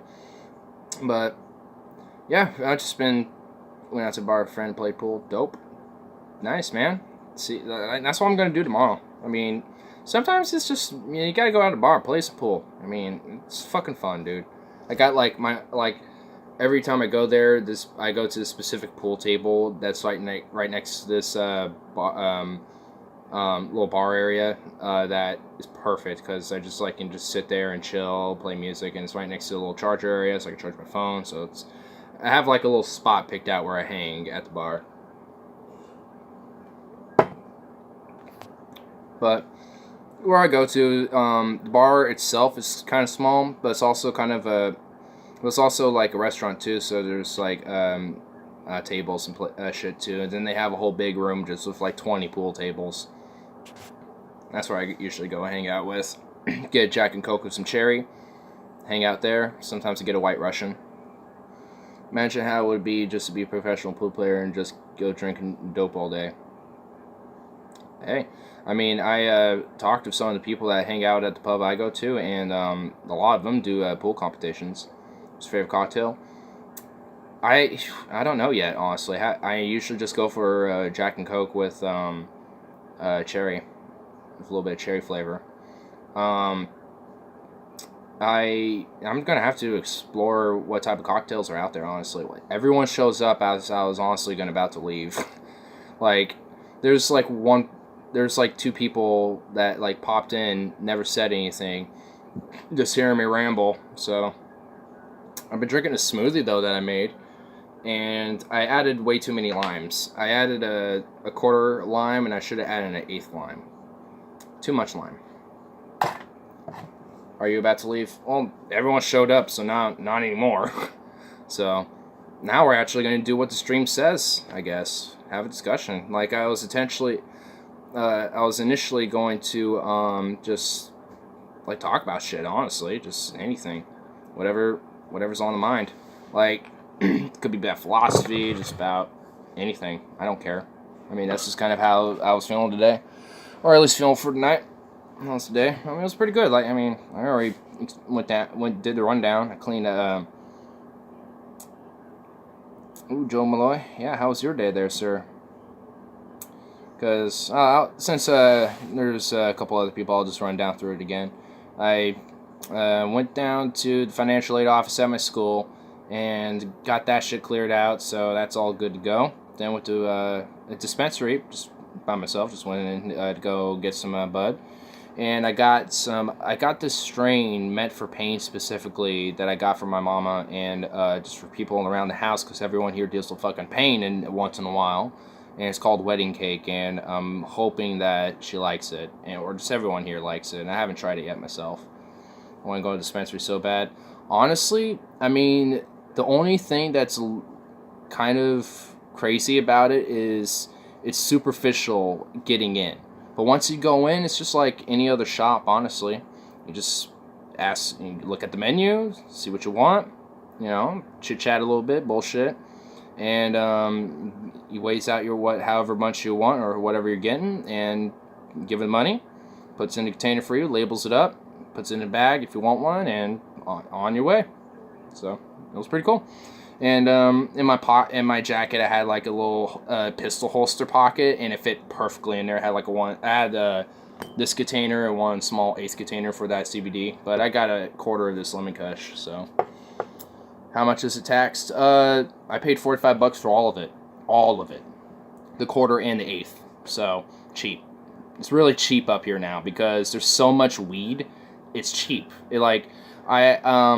I asked her to get any of the lemon kush. She's like, I have a fat bag still. And he just pointed to it and didn't even look at it. He just knew it was right there and went, oh, all right. Okay, I think I'll just get a quarter of that. And I'm looking for some like CBD pain relief. And he said wedding cake. It helps with me. I mixed that with Purple Hindu, which I still have some. So I'm like, I still got some of that left. And man, it knocks me on my feet to sleep. So I put some of those wedding cake nugs aside. I'm going to mix that tonight. Wish weed was legal here where I live. See, man, like, I hate the fucking fact that it is illegal because the fucking benefit is, like, I mean, knowing that Purple Hindu Kush and wedding cake salad bowl mixed together would be good for sleep and pain relief, ooh, that sounds like a good mix, and I want to try that out. And I'm just like, what the fuck, man? It's, for people like, for a lot of my audience, they can't get that. It's like, damn, this sucks.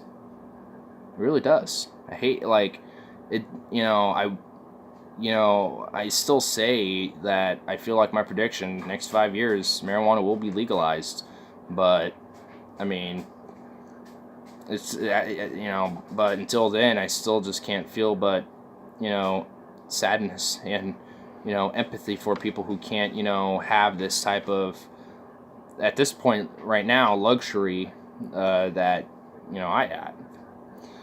Having a glass of wine and a bowl of weed at the end of the night.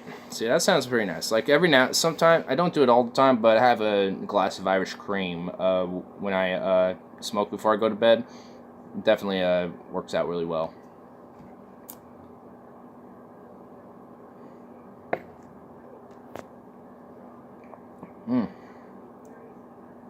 But, yeah, I mean, at some point, like, if I had to make, like, an honest, detailed prediction of, like, when marijuana would be legalized, I think it would be after this administration and probably around either 2020 or 2021. Well, actually 2021, because then the new president wouldn't get inaugurated until then officially, so probably 2021 to 2022. That's in 4 years. So so for me, that's when I feel like that those are going to be the 2 years it's going to be legalized, depending on who's in office. And if Trump's still in office, I don't think it would be the case, and I think we'll have to wait until 2029 to 2030 or 2030. And then, but if it's a Democrat, more specifically a progressive Democrat or a populist left Democrat, which could be like Tulsi Gabbard or Bernie Sanders, or just, I don't know, any of them, then 2021 to 2023, like, but more like 2022, I think it'd be federally, at least decriminalized. So then, at least these type of shops where you can get just bud like this, and shit like this, you know, whatever, can at least, you know, be fine. And then the states that decide to make them illegal, well, at least we can all look at those shit states, and then people can move out of them, know where to go. So, I mean, in what states would those be? Probably like Alabama, Arkansas, and then like Ohio or some shit. But like any other state probably wouldn't even do anything about it, or just legalize it straight up. I feel like that's just how they would do it. But considering that there's at least a legal process that people know they can do, even if it's decriminalized and the state doesn't do anything about it, they can at least adopt what they can off of what the legal process is. God, I'll be an old man by then. But hey, at least you can go in there and ask for specifically for what you want, and they can set you right up with what you need. That's what I did. You know, because I had some Purple Hindu, and I knew that helped me with sleep, and he recommended Wedding Cake and told me that mixing those two together work really well. I know I'm going to do that, because evidently works for him. Going to try it for myself. So, I mean, that's why, like, the stigma against marijuana is dead. It really is. Like, to say that, like, there's, like, probably, like, 20% of people who genuinely don't like it anymore. Or at all. Like, for the most part, like, most people have tried it at least once in their life and are open to it and are okay with it. At this point, like, more than half of this country supports it in some way, shape, or form, either medically or recreationally. Most people, there's more people that support it medically than recreationally, but that's still good support. At least, I'd rather them compromise on, medical support than than try to push them all the way. At least, you got them somewhere. So, I mean, I don't know. Like, as long as, like, the ball keeps rolling, which it is, and the evidence of, of the positive outcomes to legalizing it keeps, flopping right in on our feet, which it is in all these states, including ours. Because, I mean, all these states now are, every election year, more and more states legalize it medically or recreationally, or just straight decriminalize it.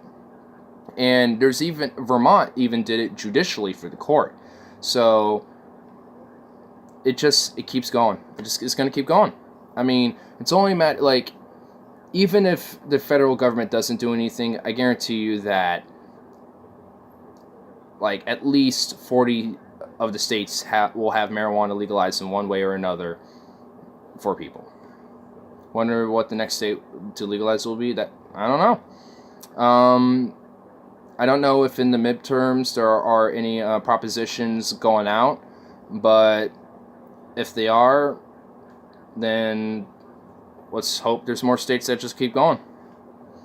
Ignores the social justice warrior. He's a liberal. Oh shit, I just got fucking wrecked. Just wrecked. Hope I can still walk. I'm sure he will. I mean, like, I can't. I mean, like with Robert, who you guys just missed him. He went to bed. He had or probably still has lumbar cirrhosis, which made him not able to walk. But I mean, he's still able to, and I know for sure at least marijuana does help to an extent. I mean, and for my mom, I mean, I honestly can't really say a brighter story for that. I mean, she's a fucking fighter, I can say that much. I mean, of how much she struggles with her shit, damn. I wonder what must have been. I wonder what must have been going through Lee Harvey Weinstein's mind right before he killed Kennedy. You mean Lee Harvey Oswald? I'm sure that was just your autocorrect. But, I don't know. Probably, I'm about to fucking do this. I'm gonna fucking do this. I'm about to do it, and I'm gonna do it. Robert has liver problems? No, lumbar cirrhosis, which is like this... I don't even know what exactly it is, but I think it's like this where nerves in the spine get pinched together, and it basically cuts off a connection to certain parts of the nervous system, which go... If it's in your spine, it's most likely going down, so... To him, it was his legs, and at first it was on one leg for a little bit, but then it ended up being both. And he ended up, and eventually they just gave out because essentially he just lost feeling like if you know how if you sit on your leg in a certain way, it'll just fall asleep. Like this, essentially, what happened in a very long period of time with his lumbar cirrhosis, and he probably should have gotten checked in sooner than later because he was noticing some pains and shit, which happens. Like you'll get like pains and shit for your leg, and if you catch it early, then it's likely that you probably won't have it come back. But he caught it in as it basically fucking numbed his legs out. So there's a chance it could inflame back in on him again. So. I mean, for him, it's still a struggling battle, and he did get surgery for it, which helped a lot. It definitely did, and he's kind of back to his normal self in a way, but he's, still struggles, so, I mean, I definitely think he should probably get checked back in just to see how it is going on there, and then, probably just to try that CBD weed I gave him, see if we like it, and if so, I'm going to buy that shit in fucking bulk. What are your thoughts on the Kennedy assassination? Why is to take on official story put out on the Warren Commission? My thoughts on the Kennedy assassination, like, with the official story with Lee Harvey Oswald killing him, like, I do think he did kill him. Like, I do think he was involved. However, I don't think he was alone in that case. Like, I do think there is evidence to support that the CIA or another body agent or agency was involved in an assassination, which I can agree with. I think because if I remember right, he had talks about dismantling the CIA. So, and considering that the CIA was doing a lot of underground operations and scrupulous shit like MK Ultra, Agent Orange, like we can go down that list. Operation Northwest, etc. I mean, it would make sense for them to take out a threat to them and to instill somebody who's going to be more pro-war, LBJ, because he did continue the war in Vietnam extensively, despite a lot of his great domestic policies he did push, like civil rights and shit. I mean, it makes sense that could happen. And I do think that I do think that there's more than just Lee Harvey Oswald killed him, and I don't know if there was more than one shooter. I'm inclined to believe that there wasn't more than one shooter. I think he was the only one, but and I don't know. I do think that the CIA or some other agent or agency was involved. Governments have always done coups within the Senate, and quaestors of the Res Publica conspired to kill Caesar. Yeah, so governments have always done it before in the past, not even just in the U.S. And Andrew Jackson, even in American history, kind of openly, like, didn't do coups, but got his way.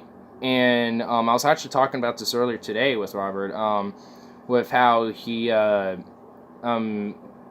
where he would go into duels and shit and basically assassinate his candidates in a duel. And, or the candidates running against him and shit. So that's essentially him keeping his power and, you know, essentially with, like, thwarting any coup, which I guess is not a coup, but, you know, coming into, you know, the presidency, it kind of was a coup to establish his own power and shit for however long he was able to do it. They say LBJ would have been a great president if not Vietnam. If not Vietnam was his downfall. I honestly, you know, I'm kind of inclined to believe that. Like, I mean, if he actually was principled about Vietnam, I think, and pulled out of it and listened to a lot of, you know, what the civil rights, you know, listened more to the civil rights movement, I think, you know, he would have been a far better president. I actually just think. We're fools to think our government is above such things. Exactly. So I think there's more to it. I mean, there's so much into it, and that I can't say for sure what is truly, you know, like, most likely. But, I mean, what I can't say for sure is that I think Lee Harvey Oswald was either used by the CIA or was a part of them in this, in the whole assassination, because why would he get assassinated before trial? I mean, he was on, I think it was on his way to go to trial, and then he got killed. Or, so, you know, you don't want him saying shit, you know what I mean? And if you were to say anything in that court that could be pretty, big, you know, pretty devastating to either our government or one of our agencies or whatever, then that could be a problem. So let's make sure that that doesn't get out. So let's kill him. So, I don't know. It just all seems like it was conspired by the CIA. It just feels like that. Just everything points towards that. I mean, there's no hardcore, for sure, proven evidence, but I think I remember, it was back like 2015, I think, there were more classified information that was released, so I haven't looked into it all myself, but I know there was recently that there was some more Kennedy papers that were declassified, so, I don't know, we'll, at some point, we may never truly know, or, you know, maybe someday that light will eventually shine, but if it truly does, I can almost guarantee the CIA was involved in that. Like, that much I can say for sure. Yeah, a good chance he was set up. Yeah, I think so too. I mean, even if he wasn't directly involved, the CIA definitely probably took him out, just so it just all was a mystery. So nothing was proven sure why it happened. So, I mean, did Lee Harvey Oswald ever have, like, a motive? Like, was there ever, like, a motive found out from him at all? I remember, the shot was so confusing. I bet. You know, if you were offered a chance to travel back in time to ancient Rome as a citizen, would you? Probably not. I mean, as a citizen of Rome, like, I would travel back in that time, but not as a citizen of Rome. I'd probably be... I'd either be like a general, because then I can have some influence in the politics, and if I can be like myself and shit, then I can probably, you know, do a coup, become the fucking emperor, and, you know, turn Rome around into, like, an actual fucking empire, how it should be run, bitch. Like, hey, I know how you fell, so let me make sure, you know, I make that shit good. Official story that he was a Soviet sympathizer. So, at least the official story, even if the official story is true, it makes sense, but it just feels way more than that. It just feels more. That's the thing. The official story is too empty. That's the thing. Like, even if that's truly what it all is, if that's truly what the official story really is, then, well, it's just this empty fucking thing that's just like, what the fuck? You know, it's like, wow. You know? It just almost seems like it was just as senseless. But if there is more, which I think there is, honestly, I mean, there has to be, then it makes sense. And I just know, I feel like eventually, I don't know when, but I feel like at some point, that light will be, like at some point shined on. Like, I don't know when, like, if I had to make a prediction, maybe in like 30 years or something. I don't know, just like random guess. I don't know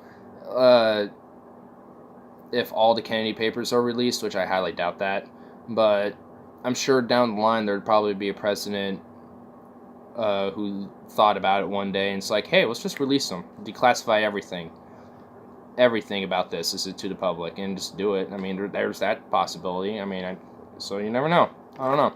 It could never be. I mean, we can never find out, which I think is probably a more likely thing, but I don't know. I haven't really read up much about the Kennedy assassination in a while, so a lot of my memory on it was a little jotted there, but still, I mean, my opinion of it is still the same. I mean, I feel like the CIA was involved in it. I don't remember any motive. He just went to Russia, came back as some mole. Yeah, like, to me, that just, like, it could even be potentially he was a KBG agent. I mean, that could be a possibility, too. It could be a possibility that CIA wasn't even involved at all. It could have been the KGB when they were a thing. So, that's a possibility. I mean, I don't know. Like, they were trying to create history, and that's that. Well, I mean, what history is now is that's. I mean, how it is now is that for sure. That's that. But I mean, nothing we can change about it now. But I don't know. Do you think Caesar would be a good person to get hired to drink with? I don't know. Like, I'm not, against just not drinking with anybody, Like, I'm down, like, I'd be down to, like, drink with Hitler, for example, because, like, I can start the conversation with, with his ambitions and art and shit, because I know that about him. And then I can just question, but then I can kind of pick at him a little bit and be like, where's this hatred, that you have come from, man? Like, why do you, like, let's talk about that. Like, let's just, I would, actually try to dissect him a little bit, try to understand him. Like, do a devil's advocate for him. Like, because I don't think he's, like, misunderstood. I think he is still a maniac and a fucking nut. But, I mean, but it would still be fun to actually, like, somehow have a chance to meet the dude and dissect him, Like, that would be really interesting, that would be one interesting experience to have, is to just be one of the people that were close with Hitler and able to dissect him, I'd clink a glass of brandy with Napoleon. I would too. I mean, like, so I guess, yeah, I would. I probably wouldn't get high because I don't know if he would know the concept of those type of drugs. Probably would, but I don't think he did it. But I know he drank, so I definitely would drink with him. If you're saying anything wrong to him, you're dead. Well, if him and I are just drinking and chilling and shit, and, you know, I'm just talking like we're just two dudes, then, you know, like, in this scenario where it's just him and I, and we're not going to meet again, but besides this one night of just drinking, so let's just chit-chat and shit, then, you know, I doubt I would just be dead, but in the reality, oh yeah. Like, if I were to meet him in the actual reality in, like, 1943, and, like, hey, Hitler, let's have a drink and talk about some shit, he'd be like, get the fuck out of my face, to the chambers! Like, yeah. Unless I was praising him and, like, let's talk and praise your glory, like, I mean, if I were to, like, get him, like, before he was, like, if I were to drink with Hitler before he became chancellor and shit, just to talk to him, you know, about his ambitions and shit, you know, like, I think that's, like, we have to kind of, like, I think there's a certain, like, period of Hitler you have to, like, drink with him, because I think if you were to get him into, like, the middle of World War II, like, it would just be, you would be talking with a little bit of a madman. But if you got him, like, you know, as he's rising in the political sphere, I think you would get a totally different person. I think he honestly was a different person then.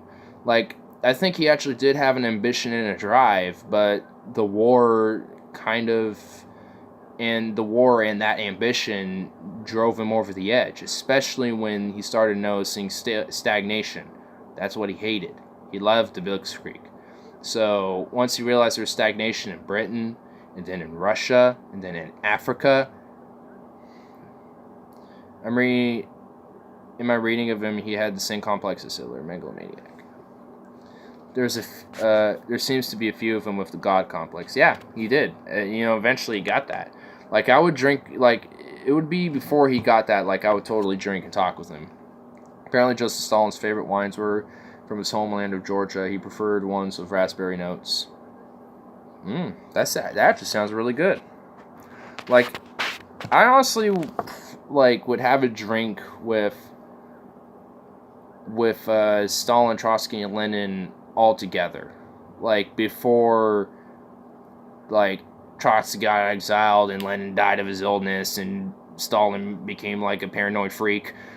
I mean, maybe, like, all three of them before that, like, in that period, but individually. And just, like, talk to them and how they feel about shit, you know, dissect them, you know, like, I think, of course, when we're talking about, like, if you who to drink with, you know, I think that means, you know, like, what would you talk about? And, you know, like, for me, at least, it's like, I would talk about them and dissect them, and I want to understand them more, like, that, at least for me, that's, like, what I would do coming into all this, like, in these hypothetical scenarios. Like, there's only, like, a few people I probably wouldn't, and I know one of them for sure is Trump. Like, literally, you couldn't get me to drink with him. Fuck that. I don't care. Just fuck that, dude.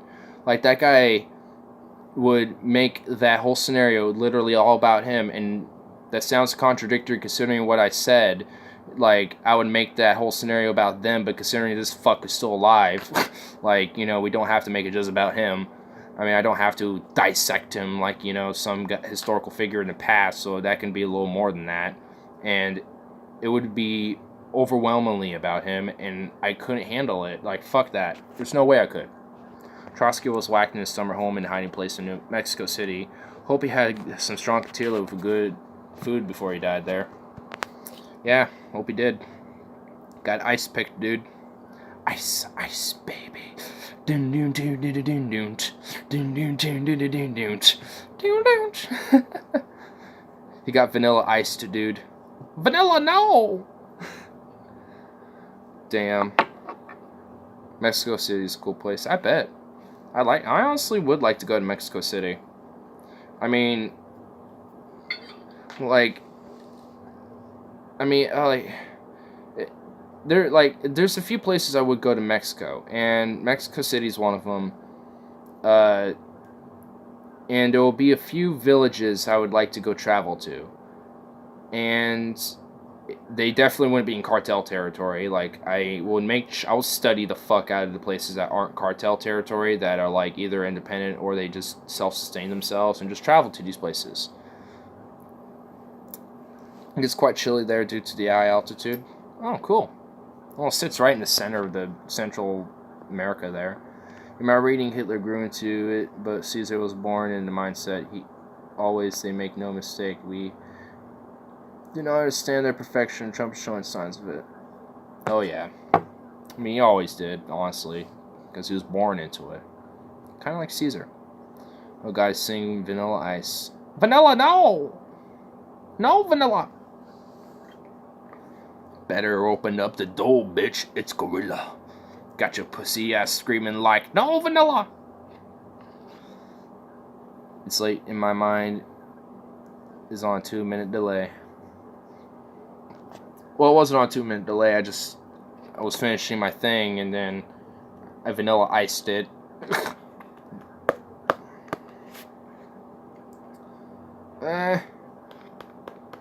Get all in there, bitch.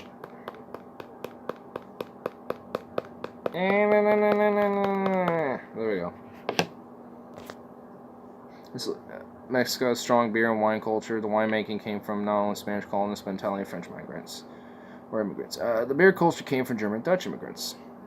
I remember having this Mexican-style beer, and it was definitely a very spicy blend. So, I could definitely... I mean, obviously, that had to have been, like, beer, German or Dutch oriented, but the Mexican fusion with that, and that, like, it's, like, I mean, beer's never my thing, and honestly, like, even, like, a good one, I'm still like, ugh, but for a beer, though, it was definitely interesting. I wouldn't say it's, like, the worst. I'm getting donuts and skipping my diet, can't wait. You don't like beer? Not really. There's only a few that have been like, it's alright. Are you not a man? No, I just like cider, Irish cream, meads, sake, whiskey. I like liquor. You uncultured swine, tips Fedora. Hey, at least I can... hey, dude, I like liquor. I like whiskey. I think that definitely makes me a man, if I like whiskey. I mean, come on. Like, I'm not talking about, like, just bitch whiskey. I'm talking about, like, some good whiskey. Like, I want to, like, I have a liquor store, but it closes really early. And I just never gotten around to going to it. But I want to go there and find a really good, expensive whiskey and just have it for just a long time. Just for, like, special occasions. I need to find a place that sells mead. If you have a Trader Joe's at all, which I think that's only a Northwest thing, then they have it. But if you don't have Trader Joe's, then I don't know what to tell you. Liquor store, maybe? I mean, you might be able to find one. A winery? I mean, you can always try that if you know if there's a winery nearby. I mean, I know, like, Oregon's very known for wineries, so I can legit find one near me. But, I mean, if you got some out there in the Carolinas, no Trader Joe here in the Northeast, too. Damn. Talk about uncultured. Is your special friend here uncultured? We're all uncultured. I mean, come on. Glenlivet or Duane-Gale whiskey. I haven't heard of any of those, but I'm going to look out for those, because those sound fucking amazing. Those sound amazing. I haven't heard of them, but they sound amazing. That's Irish whiskey. Ooh, hoo, hoo. That sounds like a fucking treat, dude. That sounds good. Like, I need to find some Irish whiskey. Duane-Gale, like, that sounds... something about that is catching me right now, dude. Glenlivet, like, that sounds like it's a bit Frenchish, too. Like, it's French-oriented Irish. Like, Irish French Celtic whiskey. But, I'm talking out of my ass, by the way. But, it sounds good. I mean, both of them sound good. But that Duane-Gale, That sounds good. It's pronounced Dunhill in English. Oh. Glenville is Scottish. Oh, okay. That kind of makes sense now. The Glenlivet. So it's Dunhill. Dunhill. Okay, I see it now. I know a little bit about Irish and Celtic pronunciation, but I'm not good at it. I'm not going to claim to be good at that. Glen is Scots word for valley. Nice. Well, Scotland is very known for the valleys out there. They got a lot of hills, valleys, and all sorts. Gaelic orthography is strange. It really is. But I love it. Like, I mean, I do want to study, like, Gaelic and Celtic at some point. That would be it would be very interesting to learn. I mean, I also know it's very, like, what is known is very little, too, at the same time. Because most of that history has been kind of wiped out from from a lot of the Roman expansion. I mean, but of course also just due to history. I mean, a lot of these ancient cultures have kind of been washed off from history and shit. But it'll be really interesting to definitely study it. I definitely would like to. The word Gaelic and Celtic are from the same etymological root. Yeah, I would assume so. It is not true matter goes in but not out. Huh? Matter goes in but not out? What? Ugh. Ooh. Good back pops.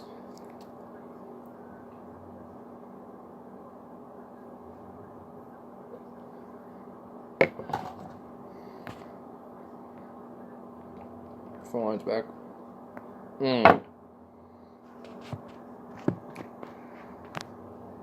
Okay.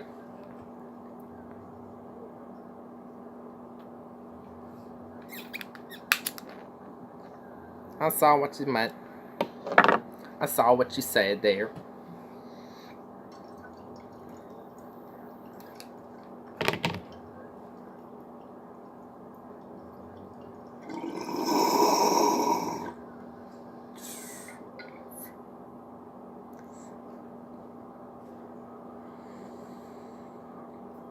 Yeah, a little bit.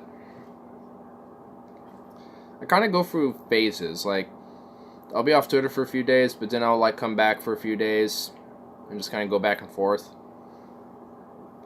Like, I don't really use it too often, but I generally go in. I check up like once a day, see what's going on, but like to actively like use it is like every couple days, and I just kind of go through, do that for a few days, and then I just like stop for a few days.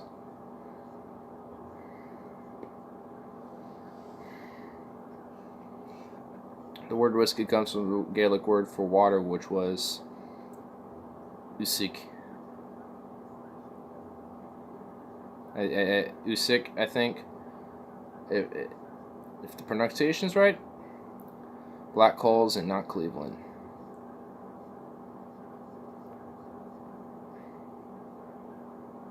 I got rid of it.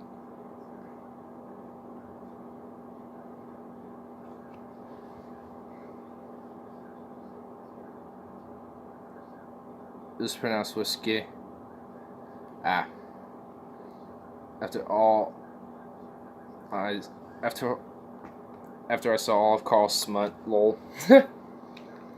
Yeah, I definitely noticed on my Twitter feed that whenever Carl's Twitter pops up, it's generally going to be porn. Not that I'm complaining about it, though.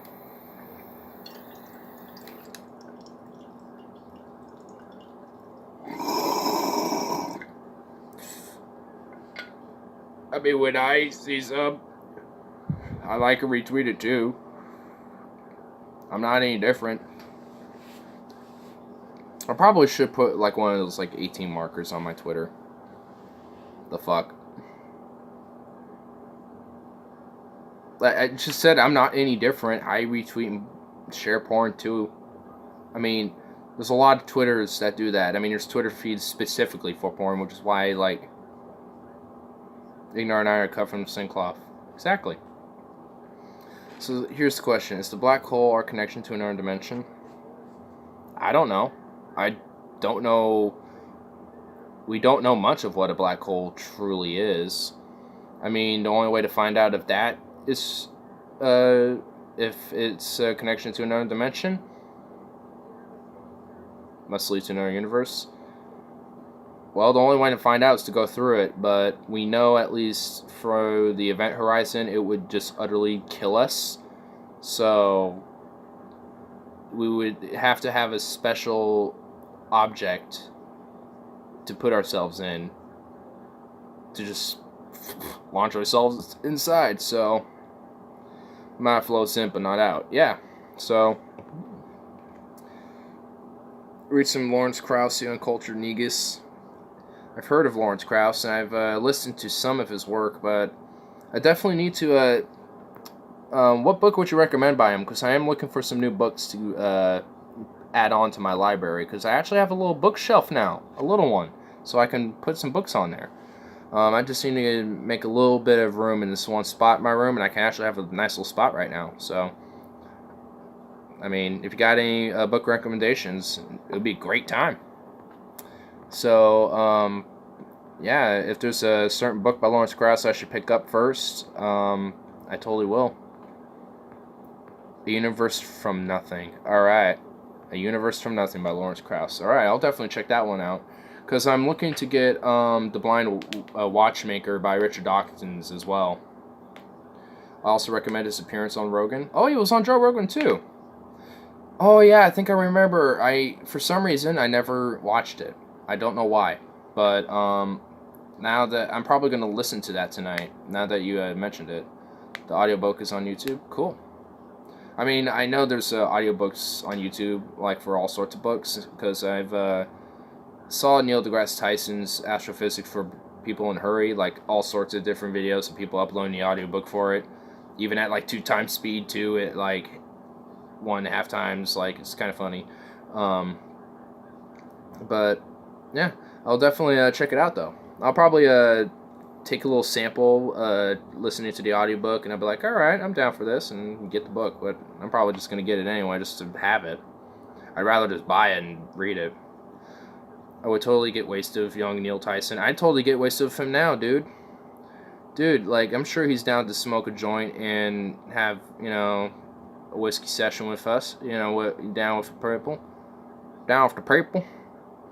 Like, he just seems like that type of dude. Like, I mean, if you were to get him alone, with no one around, knowing that you're probably not going to be able to say anything publicly, and even if you did, it would just be like, he can deny it if he wanted to. I can see it. I wish Tiny would admit he's an atheist. Yeah, I mean, when he was on Rogan last time, he did frustrate me when he was talking about atheism, how he doesn't like to call himself an atheist, but pretty much how he described himself was an agnostic atheist. I mean, that's what he is, so why doesn't he just call himself that? I mean, I don't get it. I mean, that's just, you know, there's things I am frustrated with him, but I think it's just simple, you know, it's just over the minor things, and I think that is kind of a minor thing. I mean, I do understand where he comes from, because he doesn't want to incite, like, this prejudice that, like, because he's an atheist, he's going to look negatively upon someone who's religious, when that's not his intent when coming into, you know, a discussion with these type of folks. Which I can understand, and I see his point, but I think you can still make that argument and still call yourself an atheist, like I do too, because I live with Christians. And, I mean, my dad's agnostic, so, I mean, he's not, but, or at least I can say he's a borderline deist. That's what I can call him, borderline deist, because he's kind of hinted around it, but he still calls himself agnostic, so it's kind of, he's kind of the wishy-washy spiritual type of guy, which I guess I kind of am too, but, like, I can at least acknowledge that that's still kind of bullshit, because I still don't know, and that's just my hypothesis. So I still can't get over the fact you live with creationists. Well, I know one of them is for sure, but Robert, he's a lot more open to at least other ideas and other, and more open to just, at least, when it comes to politics he is, but, when it comes about the universe and shit, I mean, he still is Christian, but he at least knows that, he still kind of admits that, we don't know, but he's still just, I think he acknowledges it is a belief, but as there's a part of him still that wants to say it's reality. I think he kind of internally knows that he doesn't know, but he still holds a belief in a way, if that makes sense. But so I don't think it's like this eternal struggle he has. I think he believes what he believes. Like, I think he actually is honest with what he says and how he believes and says what he believes. But I mean, I don't know. I mean, I think, you just kind of have to catch him in, like, a certain mood, I guess. I mean, because he obviously has a core belief, which is Christianity, of course. So atheists believe in the scientific creation of life here. Not scientific, but natural, through chemical processes, self-replication, patterns, and matter. Yeah. I mean, it's just, that's natural. That just happens. The uncultured swine.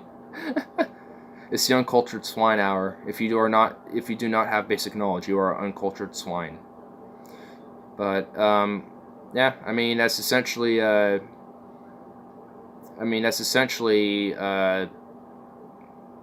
basic layman definition for life is chemical processes that self-replicate itself in matter and has DNA and yeah, I mean all sorts of other shit. I mean, it's pretty. I mean, that in itself is very complex. I'm like an educated Roman looking down on a dirty old barbarian in a marketplace. I'm reminded from one of my friends I used to have online. I'm totally fucking blanking on his name, but him and I haven't fucking talked in like years, but I still have his number saved on my phone, actually. It's just that him and I haven't hit each other up in forever. Mainly just because he lives in Georgia, and eventually just our lives just took over, so. He hit me up, I think, like a year ago, and I saw his, I think it was his Twitter profile. I don't remember. And it definitely was alt-righty. And it's like, oh no. Oh no! He went down the alt-right path. Oh great. So, it is probably better if we were separate and we just had the memories of us just, being teenage fur fag, fuck butts, whatever. Just, it was, just being on How's He alt-righty. I recognized the memes he posted. There was a lot of, like, the Dias Vu Crusader type of shit. Because he's, I think was, like, an Orthodox. He came out, or, like, became, like, a reborn Orthodox Baptist Christian or some shit. There's lots of alt-right for effects. Yeah, there kind of actually is a little bit. And if you kind of look on Twitter, like, if you have followed Dogpatch Press and Dio on Twitter, they, like, have, like, a fucking crusade against alt-right furries and Nazi furries, and it's fucking hilarious, honestly. It's terrible, but it's hilarious, and I'm surprised they haven't blocked me because I have been critical of them before. And they, obviously, them and their little cultists come out in drones and, start retweeting my shit and, like, doesn't understand what free speech is, and they all get likes and shit, and I get, like, a like. It's like, well, it's nice to know that you're all authoritarian as fuck. I'm a computer nerd. 0 and 1's life stuff, not so much. Christianity is neither white, Western, nor European, nor Christian. Shall have the pleasure to call themselves a Roderman fuck Christian fags. Roma Invictica. See, like, he's all about that shit too, but he's about, like, the Christian Rome and shit. So, it was funny because when we first met, he was all about, like, a Soviet Union nostalgia, which was kind of funny. Like, he was kind of all about this communist nostalgia, while I was about, like, the World War II German nostalgia. Because, and we met around, like, 15 or 16 and shit. And, so it was kind of interesting to see how, I mean, he was already Christian then, but it was kind of funny to see how he totally flipped. It was like, whoa. How Christian Roma devalued science and descended into diarrhea. Yeah, tell that to him. But yeah, I mean, I know he's still a cool dude, but damn, because I mean, him and I, like, I mean, I still have very fond memories of the dude and shit, but this over time, just life took over. I mean, I'm sure, like, you'll probably hit me up at some point later down the road and be like, hey, fucktard, what's up? And be like, oh, hey, I remember you, what's up? So, I mean, he's done it a couple times before, so I won't be surprised. I've reached out to him before, kept in touch and shit, so it's not like I look down on him for it. It's just like, oh no. I won't tell you the path I went down. I went down the Democratic Socialist route. You're gonna think I'm an SJW. Hit me up sometime, man, and give you my number. Yeah, I remembered. I just totally forgot to save it on my phone and shit. But I love how Varg shits on Christ fags. I don't know why I say Christ fags, like I'm saying Christian, putting fag instead of in. But like how Varg shits. Yeah, it is pretty funny. I like it too. It's like, one of many things I agree with him with. Nom nom nom nom nom nom nom nom nom. It's like yum. Acknowledging their bullshit. Nom nom nom nom nom nom nom nom. It's delicious. There was nothing in here anyway. Dorp.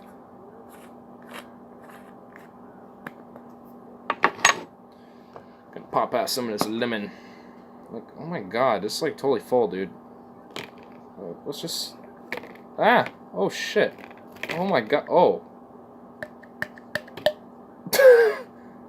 There's still one stuck down there. Holy shit, dude. God damn. I'm sorry to brag, but damn. Like, I'm legit sorry to brag. Because I know this low-key is bragging. Smoke some lemon kush. Why do you think I popped it all out? Because I'm about to smoke this shit. I mean, holy damn, you got me some good buds, too. Got me some good fat ones. I got some good small ones and all in between. And the cool thing is, you can actually, like, kind of check out their merchandise a little bit. So, like, they'll pull out their jar full of their bud. And, I mean, it's kind of courteous not to touch it or anything. So, you can, like, kneel down and smell it. Or they'll hold it and let you smell it. And let you look at it, you know. Take a peek in it. Let you check out the buds and all that. So, that's what I like about it. It's like... You got like freedom to kind of inspect what you're choosing. Now, not like there are dispensaries that pre-package their stuff, and you just kind of have to like look at the jar and just hope it smells good and shit. But or has all that good, like, you know, the physical effects. Like some people like, you know, some of the physicality of it, like how moist or how dry is it, or does it smell good? You know, like. For some people, that's a big thing, and if they're pre-packaged, you can't, you know, ruin anything about it. You can't, like, you know, smell it or look at it really closely and tell if it's, like, wet or not. Then, you know, it's like, some people, that's like don't like that. And I totally understand. I kind of like, you know, inspecting before I buy, you know, buyer beware type of thing. Hello there. Well, greetings, new fellow. I have not seen you before. Christ Rise Room Europe. Well, did. Not really much anymore. But, welcome, Kata. Just in our little humble abode, on our little soapbox. Just having discussions on just random shit. Discussion about so far. So far, not too much. like, I think right now, mainly just talking about Rome a little bit. We were just talking about that earlier. But, just anything, really. Like, other various topics that were popped up were, like, marijuana was the thing. Before anyone showed up, I was talking about gun legislation and shit. Just, you know, like, the basic, you know, something basic that you would think would have, like, you know, background checks or just, like, a simple age restriction, like you can't get one until you're 18 or something like that. Licensing, you know, just simple things. A DMV for guns, buyback program. If you don't want it anymore, you can go to the DMV for guns and, you know, sell it there, and then they can redistribute it or recycle the, you know, the parts for it, you know, whatever. You know, and then, you know, just all sorts of various different things. Talked about Kennedy, too, his assassination and my thoughts on it. And, I mean, just all sorts of other stuff. I don't even remember any various other topics. But just anything ain't right now, you know, it's just today I'm just feeling whatever. So if you got anything just you have in mind, you just got in your head or whatever, and just feel free. I don't care.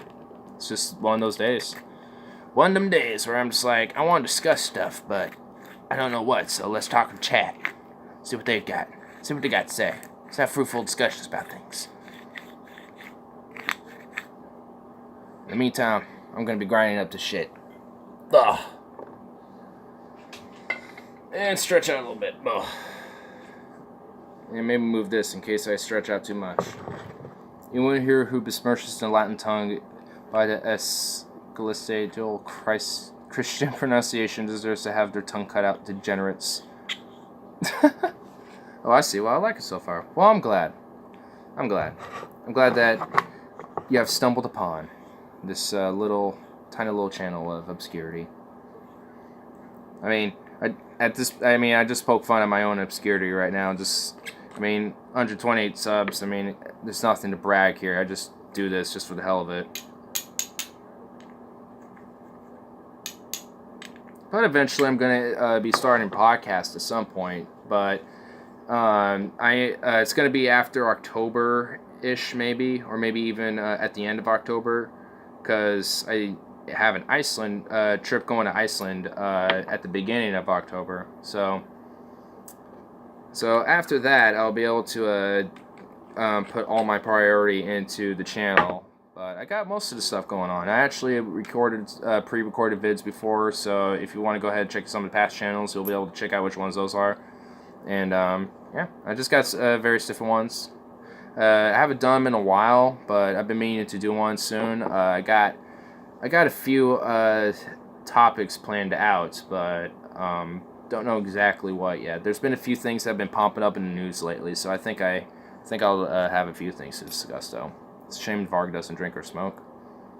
Yeah, but I think it's just mainly because, like what?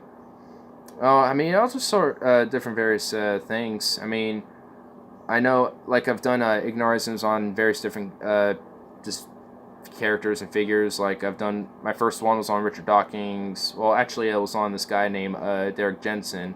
Then I did one on Richard Dawkins, and then I did one on Anthony Bourdain shortly after he passed to get an idea who he was, because I didn't know much about him, but he seemed like a very big person, so I thought I'd take an interest in him. I've done little bits of my friends before, where they would be kind of co-hosting and we'd just be talking about one. I did one on Jordan Peterson, yeah, I did one on him, which was a fucking nightmare. Like, I still remember that one. Like, most of it, like, I would, like, go in the middle of it, and it's just me sitting there, just trying to listen to him. And I'm just like, oh my goodness.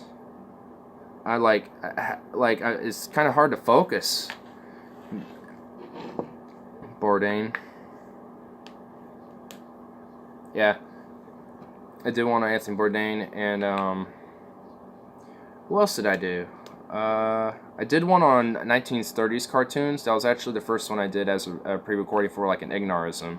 And that one I actually got straight up emotional in, because there was this one that, honestly, if I were to still watch, it would probably get me. Because it's called, I'll See You in Dreamland. And it's a pretty sad cartoon. Like, it's dark, and I mean, you have to check it out. I mean, it's a really good cartoon. I definitely recommend it. We checked out a couple other ones. We checked out another one called The Sunshine Makers, and there's 2 other ones I think we checked out. But that one's going to be a reoccurring thing, like checking out old cartoons like that. So at some point we're going to do it again with one of my friends. But I'm going to get him together and see if he and have him pull some stuff and save some, and I'll pull some and save some. We compile together, do another one. But just haven't done it in a while.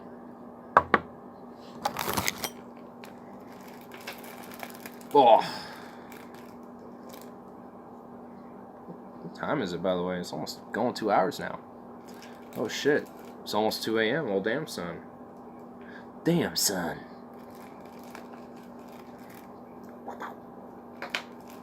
Such beautiful days. Pretty good, dark, trippy tune. I think I've seen that one in like the recommendations in some of the cartoons I've checked out. So if I see that one, I'll definitely take a look at that. There was one that I was meaning to re-look at, because there was one I was kind of confused at the philosophy of, because when I'm looking at these cartoons, I'm kind of picking at the philosophy of them. Did you ever see that Jordan Peterson Burger King video? I haven't actually, and I really want to. I just haven't gotten around in time to see it yet. But honestly, I kind of want to respond to it, so that's kind of why I've been holding it off a little bit. So I think that's going to be one of the things I'm going to talk about. It's just kind of be like, all right, let's see what he did at Burger King, because I've kind of purposely withheld myself from what people have said about it, because I don't know what that is, but it looks kind of hilarious. It's like, oh, okay. He went to a Burger King and called out an employee or something, I think. I don't know. It just looks funny. I just want to see it, though. I need to see it. I definitely need to. I might just make like a little bit video just for the hell of it, just responding to it.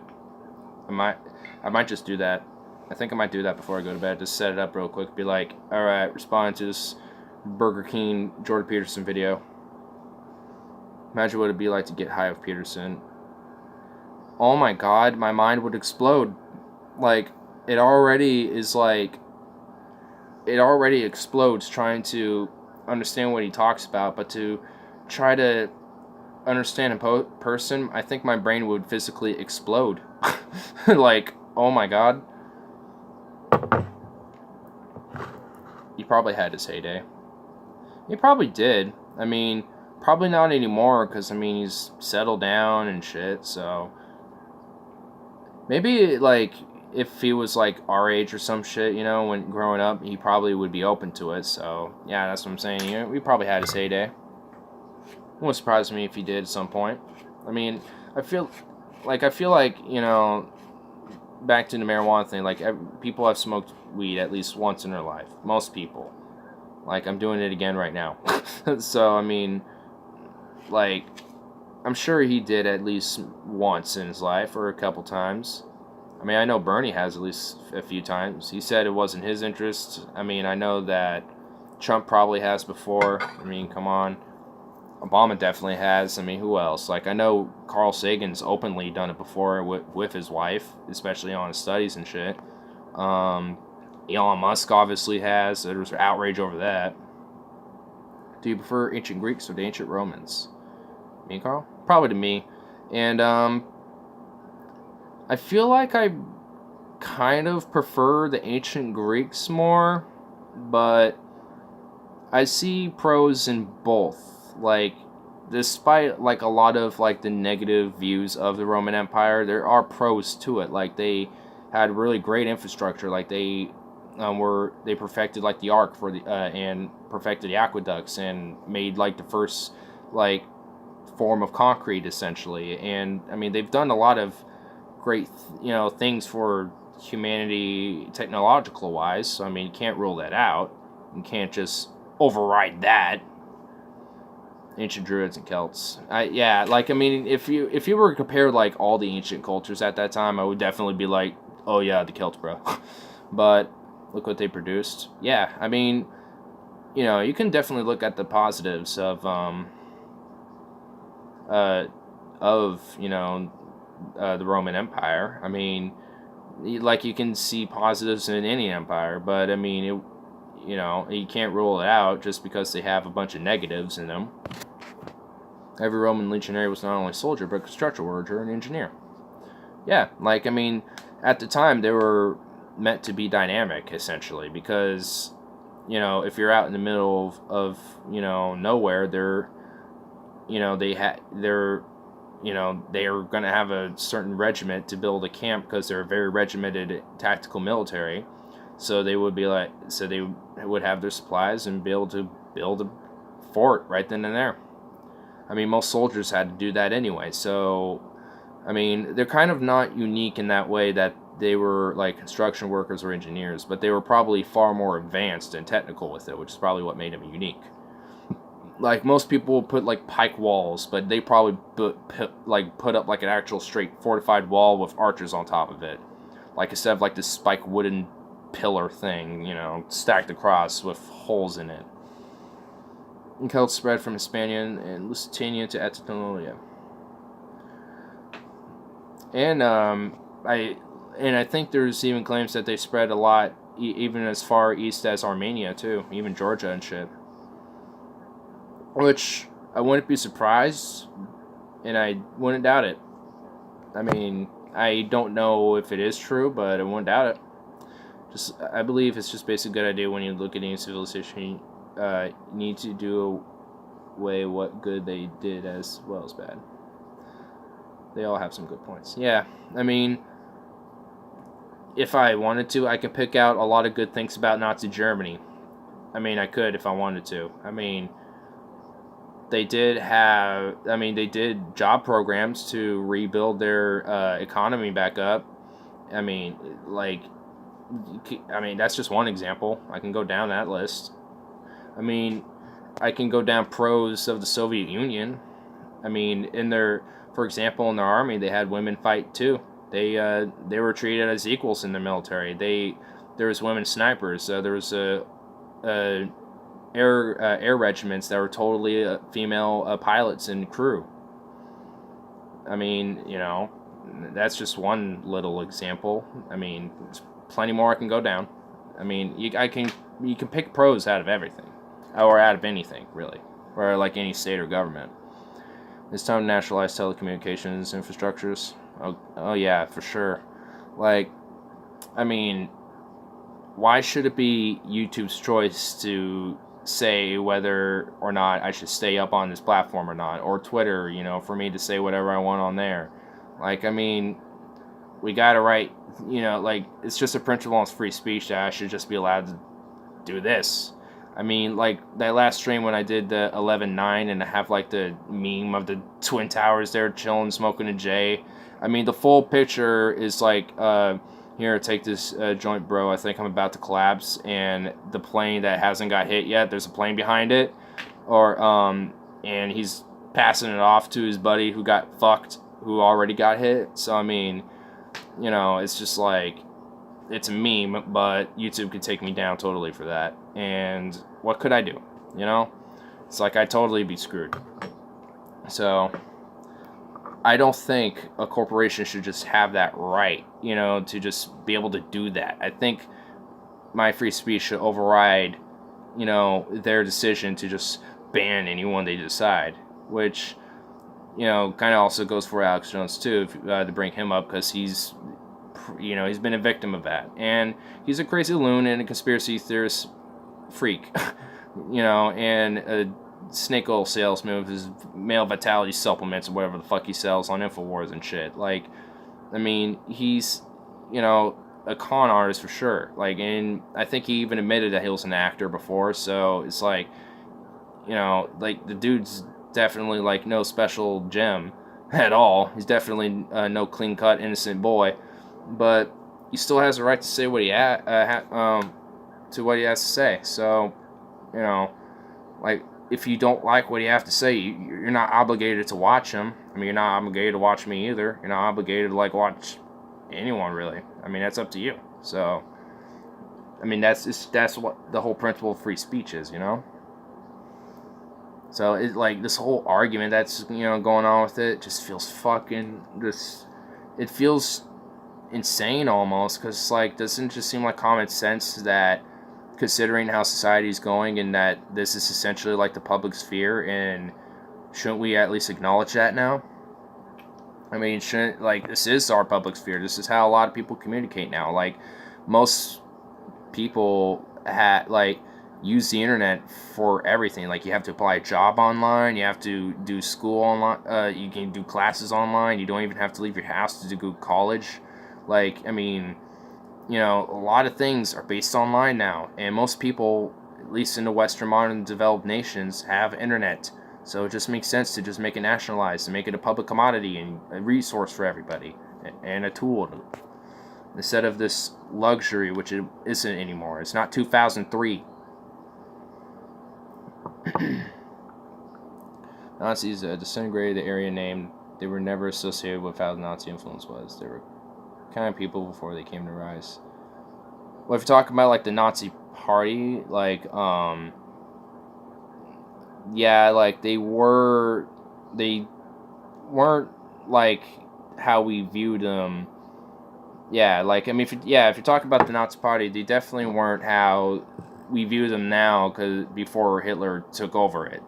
Like, they were a very minority party, and when he joined in and started taking influence, he essentially became their he kind of just walked in and just took leadership. He just kind of did that. And because they're so small, they just let him. So eventually he took influence. But before then, they definitely weren't like super anti-Semitical or definitely anti-Jew like Hitler was. They were definitely more they were still nationalistic, but they were definitely more focused towards just German people as the German people, not necessarily like, we're going to ostracize like this specific, like minority or whatever. Good morning. Well, good morning. Good super early morning. Really? We have diverged all the way down towards how the Nazi Party was before Hitler. And I'm just like, they definitely weren't as crazy before Hitler. Definitely, for sure. Because Hitler was the one who brought up a lot of like their anti-Semitical talk and a lot of that influence. Oh, it was in the origin thing, but they were putting it out wrong.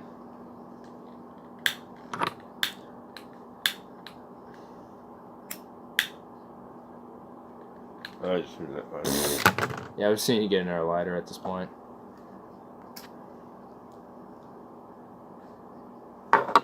Oh, it was an origin thing, but they were putting it out wrong. Putting it out. Oh, so it was, so essentially that. Okay, so it was already a thing. Never was. It never was. Like. So they were essentially just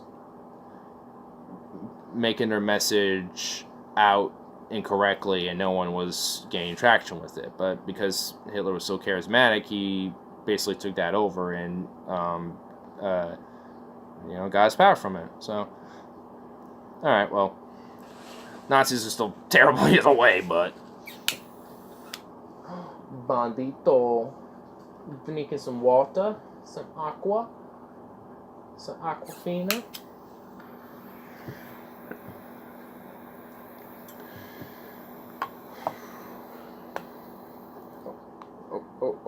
Oh no. Okay, hold up. We'll make this work. I'll do the pass off. If it wants to light. Come on. I just did it. Gotta give it a shake. Gotta give it there we go. Okay. There we go.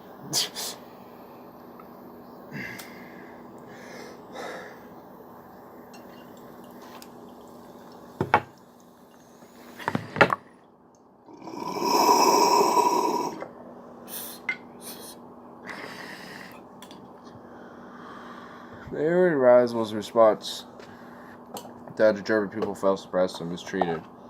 It was a pro-group at first. Yeah, so they were kind of more of a... So they were kind of more Unitarian as, like, nationwide, at least, towards the people. And they were... So it was mainly... So I guess we're trying to dissect them a little bit, because that's how I'm trying to do it now.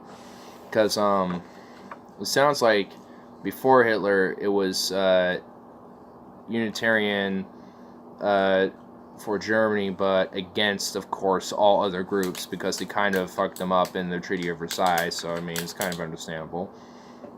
So it seems like there was a blame put. All right, good night again. But it was like, seemed like it was like a blame put on everyone else, but because they felt like they couldn't do anything because they were kind of handcuffed with the Treaty of Versailles, and no one was essentially, you know, putting the balls out to be like, nah, fuck that.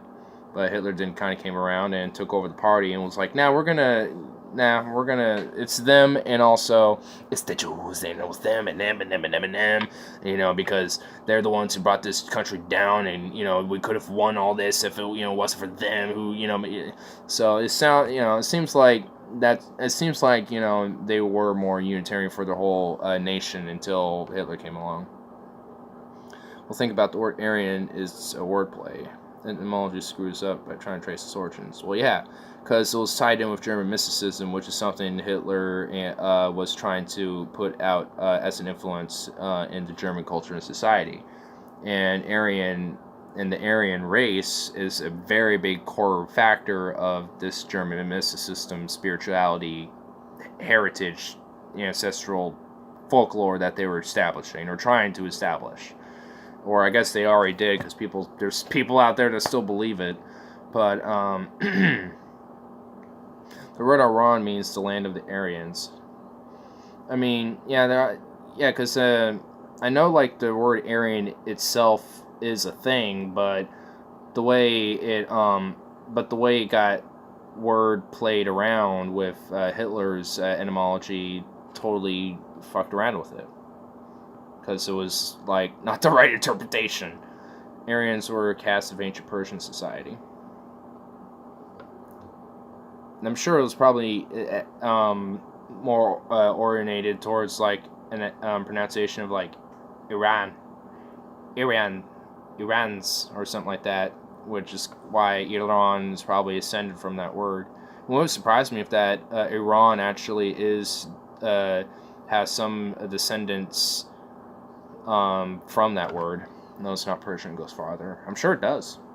I mean, land of Aryans or Irans, or I don't know. I'm just going to continue to say Aryan. I'm sure it still has its roots even deeper within a deeper ethnic culture, which is probably died out. Well, not like died out, but kind of been subdued off, kind of into obscurity in kind of what is now modern day Iran. But I definitely really want to, like, spend time someday to, like, study, like, these ancient cultures, like what led up, in these regions pre-human history to, like, dawn of civilization onward, like, kind of study, about, the lands of these places and shit, and, kind of have at least a basic understanding to be like, oh, well, that's what happened here, and, and this is what type of cultures rose up and shit. Both Germanic and Aryan/Iranians are Indo-European peoples. Yeah, there's definitely a major distinction between the Persian/Iranian ethnic groups compared to Arabic, like Iraqi or Kurdish, or even Turkish. There's definitely a very big distinction, I could tell. Talking like the early Indo-European spread into Asia and modern-day Ukraine, Russia steppes. Yeah. I mean, that's partially how we kind of migrated into Asia, was through Europe, so it wouldn't surprise me a lot of the Proto-Indo-European and Indo-European ethnic, groups migrated there and stayed. as a lot of others continue to move east. Talk about the early Indo-Europeans. Oh, I read that. Here, I'll do this with you. Try along with this wordplay. All right, shoot. Shoot it. Oh, I'm out of that. Oh, well, I got some OJ. Got some OJ.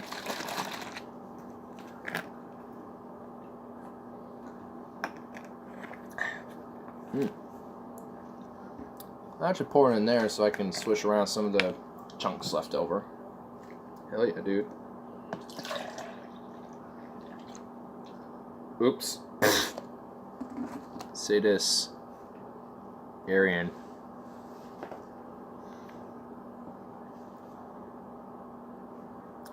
You're trying to make me say it a certain way. Okay, now say this. Ireland. Arian, Ireland. Ireland.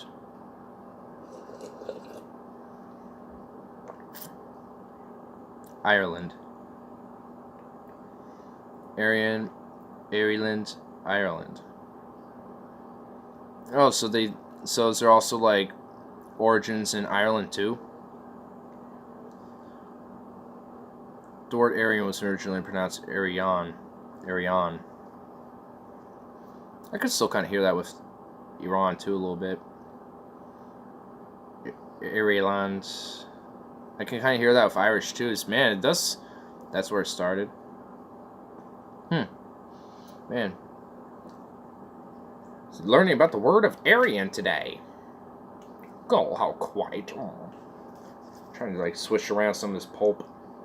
Some of it's just stuck. I keep dropping the OJ. What the fuck? I keep dropping OJ. How dare I? How do Ireland and Aryan share etymology roots? Well, that is a Carter question because I do not know. I am totally ignorant of everything that is happening, so I am learning all this as it is being told me. But then again, I mean, it could all just be bullshit too that I'm just learning. It could all just be bullshit my ass. Just want to do a little emphasis on that, but I want to make sure you saw it. But where I was going to do it, you weren't going to see it. Oh shit. Stepped on my earbuds. What the fuck? Get up over there. Ooh. Ooh, good back stretches.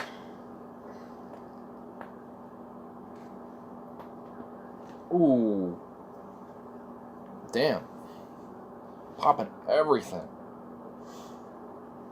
Oh. Gonna wear this hat again.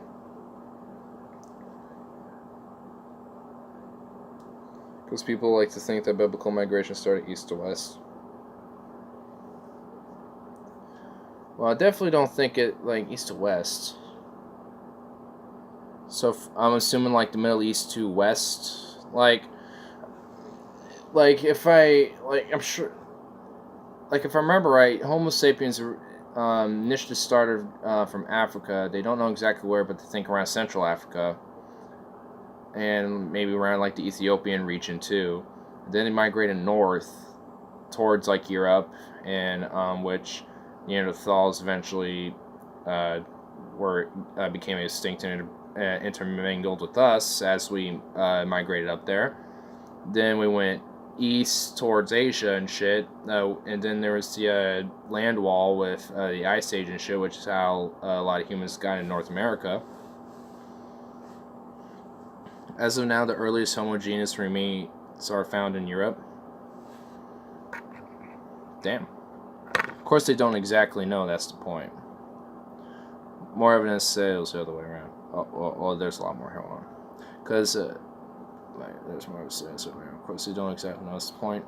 Well, yeah, I'm sure we're not going to truly know, like, the exact origins of, like, the human species. I'm sure it kind of started sprouting around all over the place, if you think about it, with natural evolution. But I mean, I'm sure it would. Like, I know it probably started around in Africa and probably even around like Europe too. I mean, I'm sure it probably started around in both those places. Maybe not exactly the same time, but maybe around a similar time. I mean, I don't know much about evolutionary biology and evolutionary genetics that much. I mean, I kind of have a little basic understanding at least, but I mean, I don't know everything about it. I like to. I think. Doesn't Richard Dawkins have a book about like the origin of man or something like that? I think so. I don't know. I'll have to double check because I think in his book, The God Delusion, has like all of his other books listed in like the very like back cover of the front. So I'll have to see because I'm gonna look at that and order a bunch of his other books. I think about the language and culture lost in religious groups trying to suppress the info and cover it up. Ireland history. Well, I mean,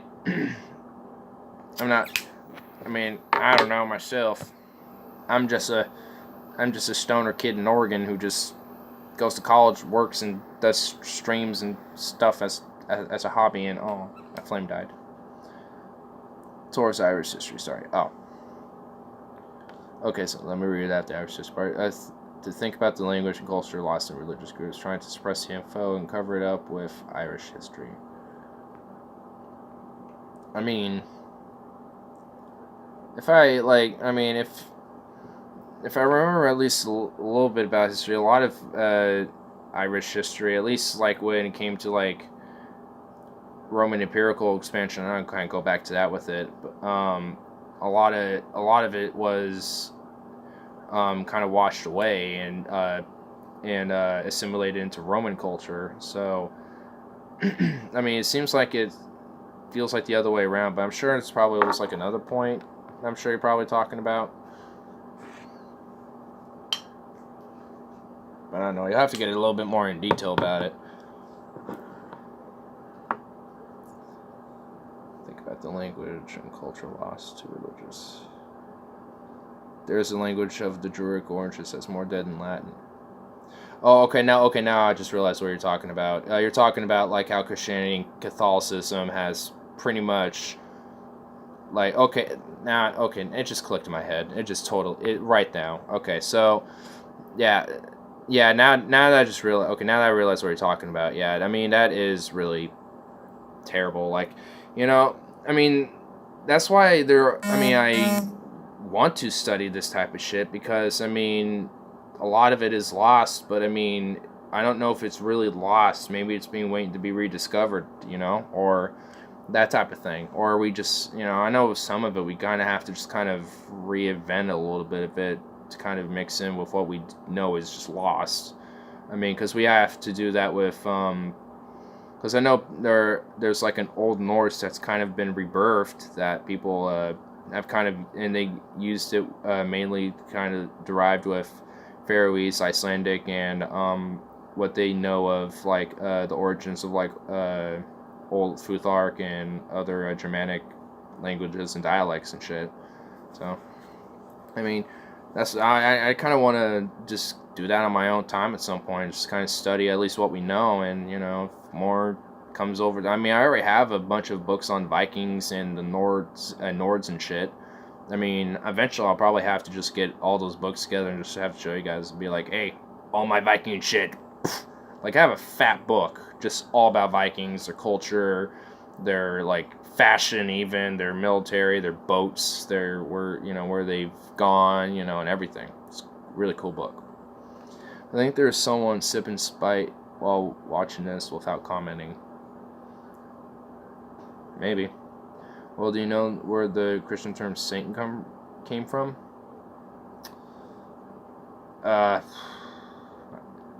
No, but I don't know the Christian origin, but I think, at least I thought I knew at least like a word origin of it. Latin sanctum.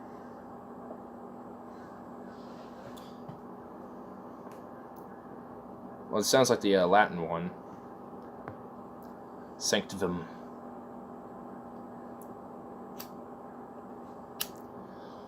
See,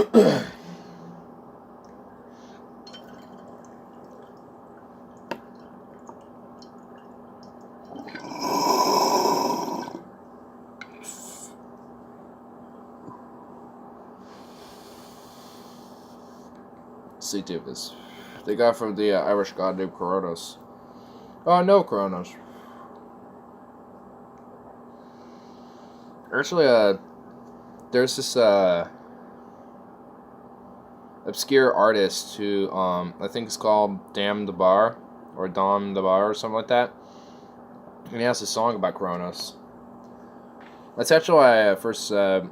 It's not like how I initially found out about him, but it's kind of like how I first kind of knew what he was about a bit. Like, I've heard of him before, but until that song, I was like, oh, that's kind of what he's about. It's a forest god.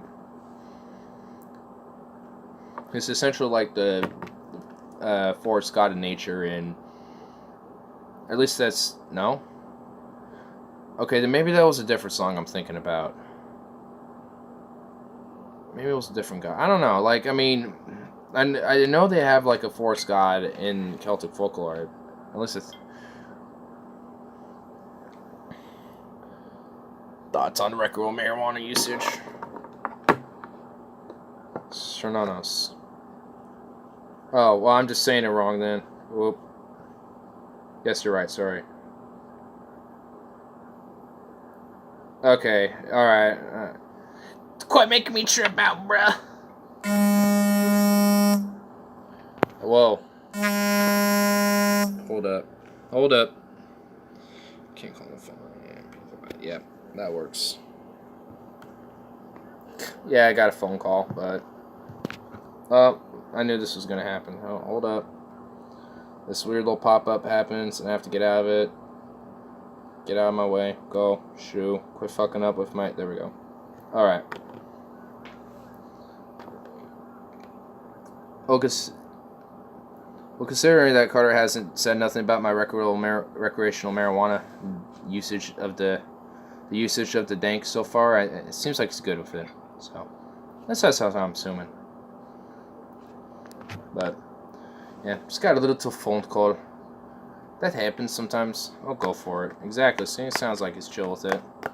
Like, I mean, it's not like it's gonna stop me anyway. I'm gonna continue to do it whether people here like do it or not, or approve of it or not. Like, I think there was somebody once who was trolling and is like, yeah, you why you doing that, baby? It's like, I don't care.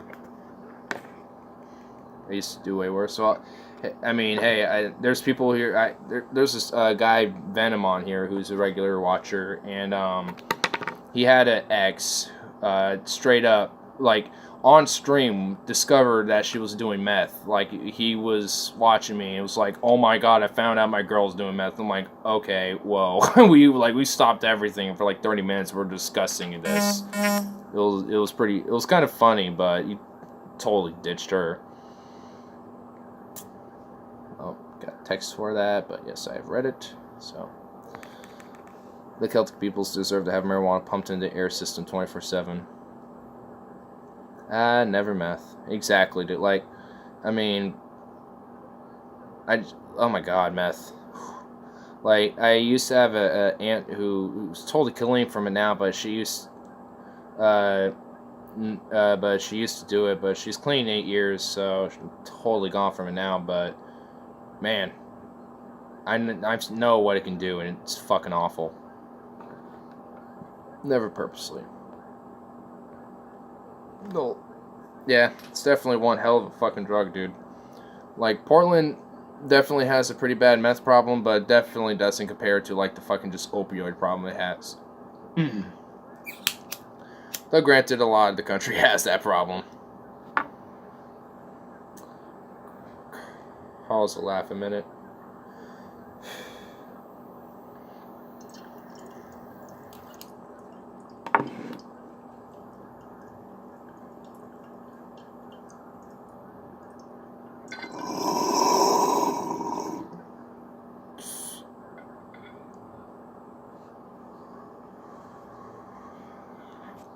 Live what state above?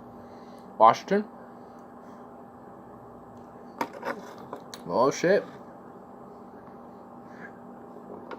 yeah, I mean, it's definitely shit something else here. Oh, I bet. Yeah, like, I hear Vancouver's always been kind of a ridiculous mess. I never really hear too much about everywhere else. I hear Seattle has a heroin problem. But I heard they've been trying to fix it, or been trying to deal with it, but I don't know how well that has been working. But it seems like it's, I mean, if they're having like similar issues than we have, then they probably aren't doing any well than we are. We've always had it. Yeah, seems like it. It seems like we've always kind of had these issues in these, at least in Portland and like Seattle and shit, and like even San Francisco and stuff. I mean, some places it's getting better, but in Portland there hasn't been any like active policies or anything like that to actually help. I mean, just like nonprofit organizations and people, you know, out there trying to help, but you know, the state and even the city should be trying to implement something to help. Like, I'm about to get niggered to death by a storm. Well, I hope you're not near the coast. I mean, I saw a weather report over there because I'm curious to how that's going to hit, and looked like Charleston was meh. But yeah, South Carolina and North Carolina, oh my god, y'all look like you're going to get fucked, dude. Like, North Carolina especially. I feel really bad over there. Doubt they would anytime soon. Yeah, I mean, the mayor, at least, of Portland has been actively being against, like, helping. Like, in any help that he's been doing is honestly just been shit like trying to ban, like, loitering on public sidewalks. Like, he tried to do that, totally backfired, but he tried, because he also got a bunch of money from the Columbia Sports Co. or whatever the fuck. Got like $1,500. I dug into that because I was like, what the fuck is this about? And it's like, oh, nice to know. Really? Yeah. I mean, yeah, I was like looking into like, is there like anything that we've been trying to do? And I looked around to see what our mayor was doing. We were doing that same banning here too. Damn, it sounds like it was probably colluded with just recently. Yeah, this was recently too. It was, I think, like a year and a half ago. What it was, not like recently, but it was still fairly recently. And it's just like, you know, like, what's that gonna do? I mean, and it was on like a 7-block area, and it's just, it doesn't do anything besides just interfere with people. Like, if they want to stop any of that, just put public benches and shit. It was like, this was a few months ago here at the Capitol. Yeah, like, this was specifically, like, at the shopping area, like, where a lot of shops are, and, like, where this little mall is in downtown. It was specifically the 7-block stretch right off of that, because apparently there's a lot of homeless loitering.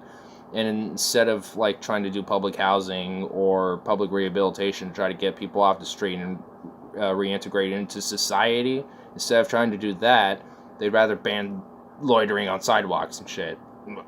Nice. Nice. Oh, shit. Yeah, I mean, to me, it seems like it would be sensible. Better than just letting them sit there, rot themselves in the street. I wonder what San Fran's gonna be like. Yeah, I mean, I literally hear they do, like, it's so bad that the buildings straight up smell like piss. It's like, oh god. Like, they really needed help. But I've heard they've actually been trying to do shit recently. If they do the same thing. I mean, if they do the public rehabilitation, public housing, like, I know Seattle's done a little bit of public housing, or at least, like, a alternative, like, compromise to it. Like, they have, like, these communities of, like, tool sheds where you can basically sign up and get yourself a tool shed where you can live in. And it's like, all right, well, it helps get them off the street, but it's a step in the right direction, but that doesn't do enough, you know? So, I mean, it's nice that there's at least something being done, but it's just like, it's not enough. It's like, you got, you know, there needs to be like a whole big plan done. They're building more housing here.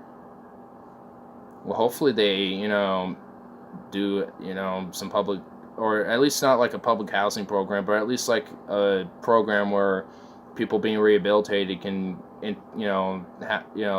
have a simple basic apartment, nothing special, but to help them at least integrate back into society and get them back on their feet. That's all they will need. And then, from there they can upgrade. I mean, it's not unsensible to give them just at least a basic comfortable spot, while they're trying to, get off hard drugs and shit, which is, what's been their problem. As long as they have a steady place to live and you can focus on getting back on track and on their feet, then, that's what we should try to focus for. At least, I mean, that's what I see as a good solution, considering the stories I hear about a lot of people and things I've seen with some people have come through.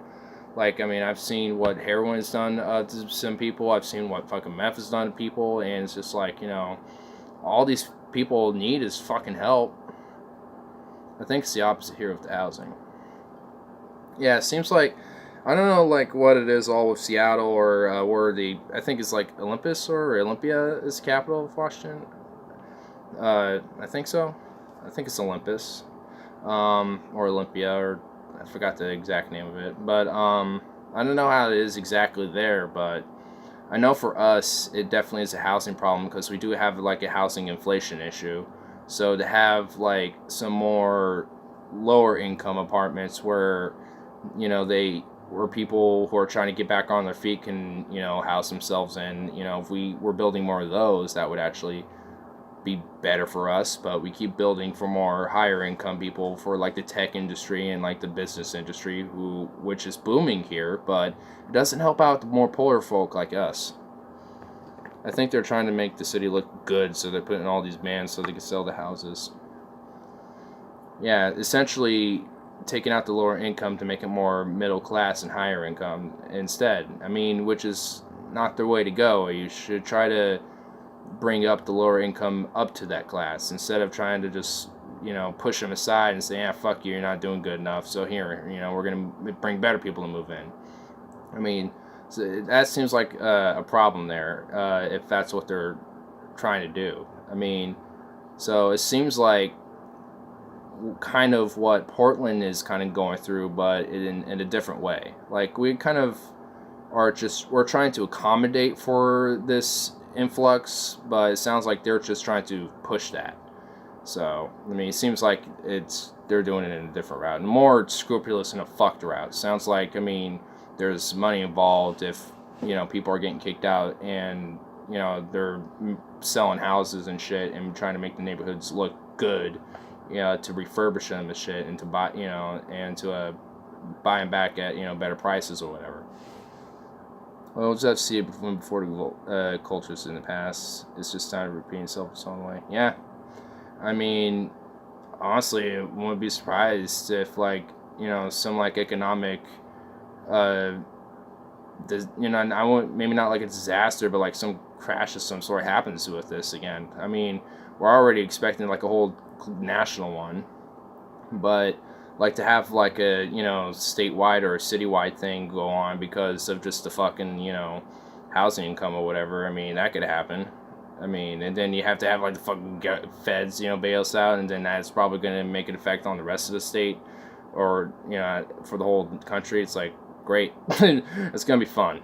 I mean, we, like all these states have like, are suffering in many ways, but, we're at least, but these Northwest states are at least doing a little better. But if they keep up these routes of, going down these paths, they're going to start looking a lot like, Detroit and shit, and look all fucking impoverished because, they can't fucking, keep up with the homeless problem because they're not doing anything about it. And instead, they're trying to make the city look good and not fixing the actual problem and burying it underneath. So now you have like this underbelly city that, people are afraid to kind of go to because they know that's there. I mean, Portland's pretty notorious for it. I mean, I'm sure Seattle is too. I mean, I hear it there too. And I mean, I hear it out in like places like Everest, Washington too. I mean, there's like a live stream like called like Tweaker Corner or like Tweaker Cam Live that's all in like this corner in Everest Street that you can watch of just homeless people or whatever. Well, think of Alaska. Oof. I'll take the hat off. It's actually a really, really warm hat. It's the last frontier. It really is, yeah. I definitely want to have a place out in Alaska. That would be really cool to go. Pretty soon it won't be. Yeah. Go out there while it's the last frontier, while it still is. Before it gets all industrialized and all modernized and shit. It's moving up, yeah. Yeah, it'll definitely be a sad sight to realize that Alaska will be all like developed and modernized and shit. It's migration to say. Yeah, like everyone's starting to move there for various reasons, maybe because it's getting too warm or economic reasons, all sorts of shit. But oh fuck, 2:36, going on nearly 3 hours. Holy shit! I haven't done a long stream in a while, anyway. I think the last stream I did was only like 2 hours. But it's always good to have these long discussions, anyway. I mean, that's the whole point of the stream, anyway.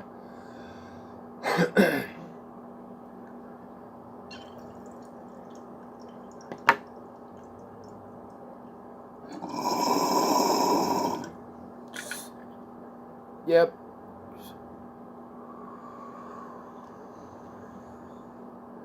It's this shit right here. Lemon Kush. You can see it. What is it? 2018? Yeah. Doesn't say anything about like CBDs or anything like that, but it's got like 23 THC, so it's definitely good to train. I like it a lot. It's got like not like an overpowered smell or flavor, but it's also not like too overwhelming on like the head or like the body either. It's kind of like a good balance in a way. It's got like this good it's got like, for me at least, it's like a jack of all trade type of bud.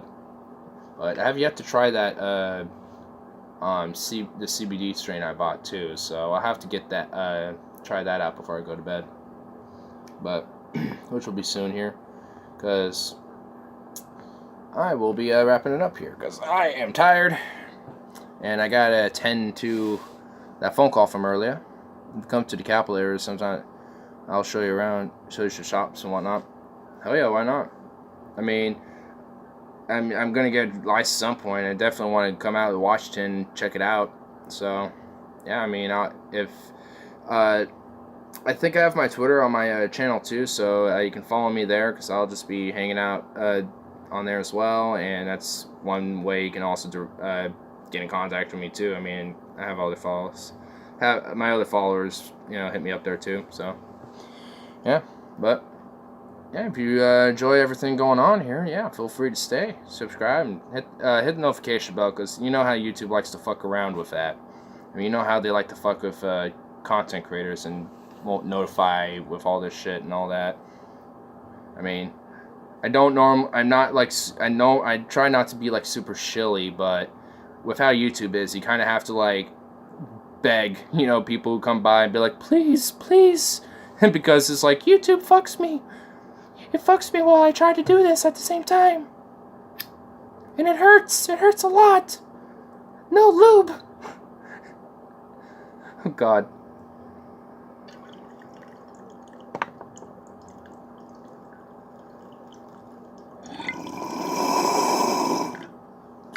Works out. Yeah. That'd be even with the bell. It doesn't work all the time. I didn't even notice that with myself. It was horrendous, yeah. I mean, YouTube was just messed up with it.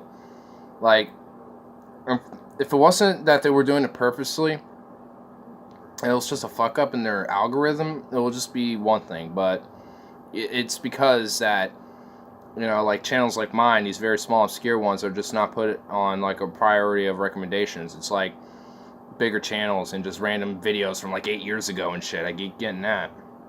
It's just like, really? It's like, seriously? I'm actually surprised a new individual happened to show up. I mean, not that, I don't get that from time to time, but it's just like, wow, at this time of night? What? It's like, huh?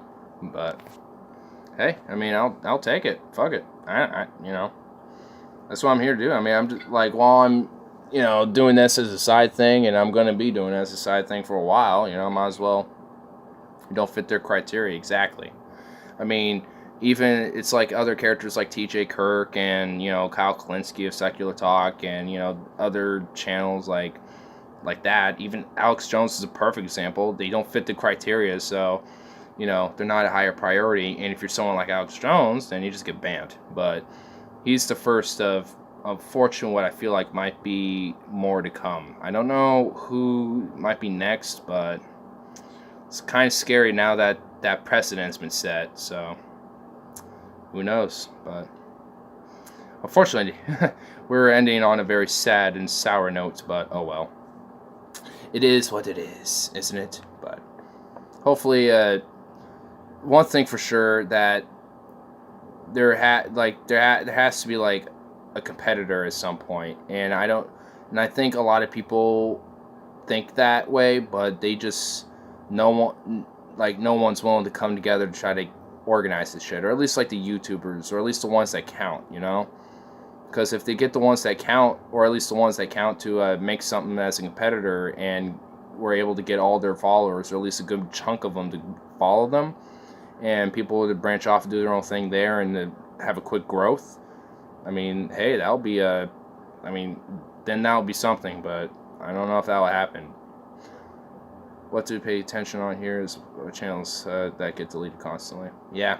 I just recently heard that even like the Syrian government link channels got like totally deleted, like 15-20 channels in a person who isn't getting that many subs. Yeah, I mean, that's what I like to look out for anyways, a lot of these obscure channels, because you know, they're the ones that generally are going to be the ones who are going to say whatever the fuck is on their mind. And I'm Henry the Eighth. Oh my god, singing into the night, yes, as we get to Finger of Death. I'm Henry the Eighth, I am Henry the Eighth, I am. I'm not gonna sing the whole thing. How dare you keep that in my head? You are now perpetuating a horrifying meme. But anyway, I'll probably have another stream on Saturday, because I'll be at the bar on Friday with a friend. So I'll probably be too bleh to even consider it, but you know, probably Saturday. And next week I'll actually have some free time, so you'll probably have a little flush of content coming out next week, so stay tuned for that. And oh, please go on. Well, I need sleep. I got work tomorrow too anyway, so I mean, I would if I could. I mean, I would go on if I could, but wah, don't wham me. Farewell, exactly. Farewell. Alright. See y'all in the next one. Good luck on the drink. Will do. Always gonna love drinking and playing pool.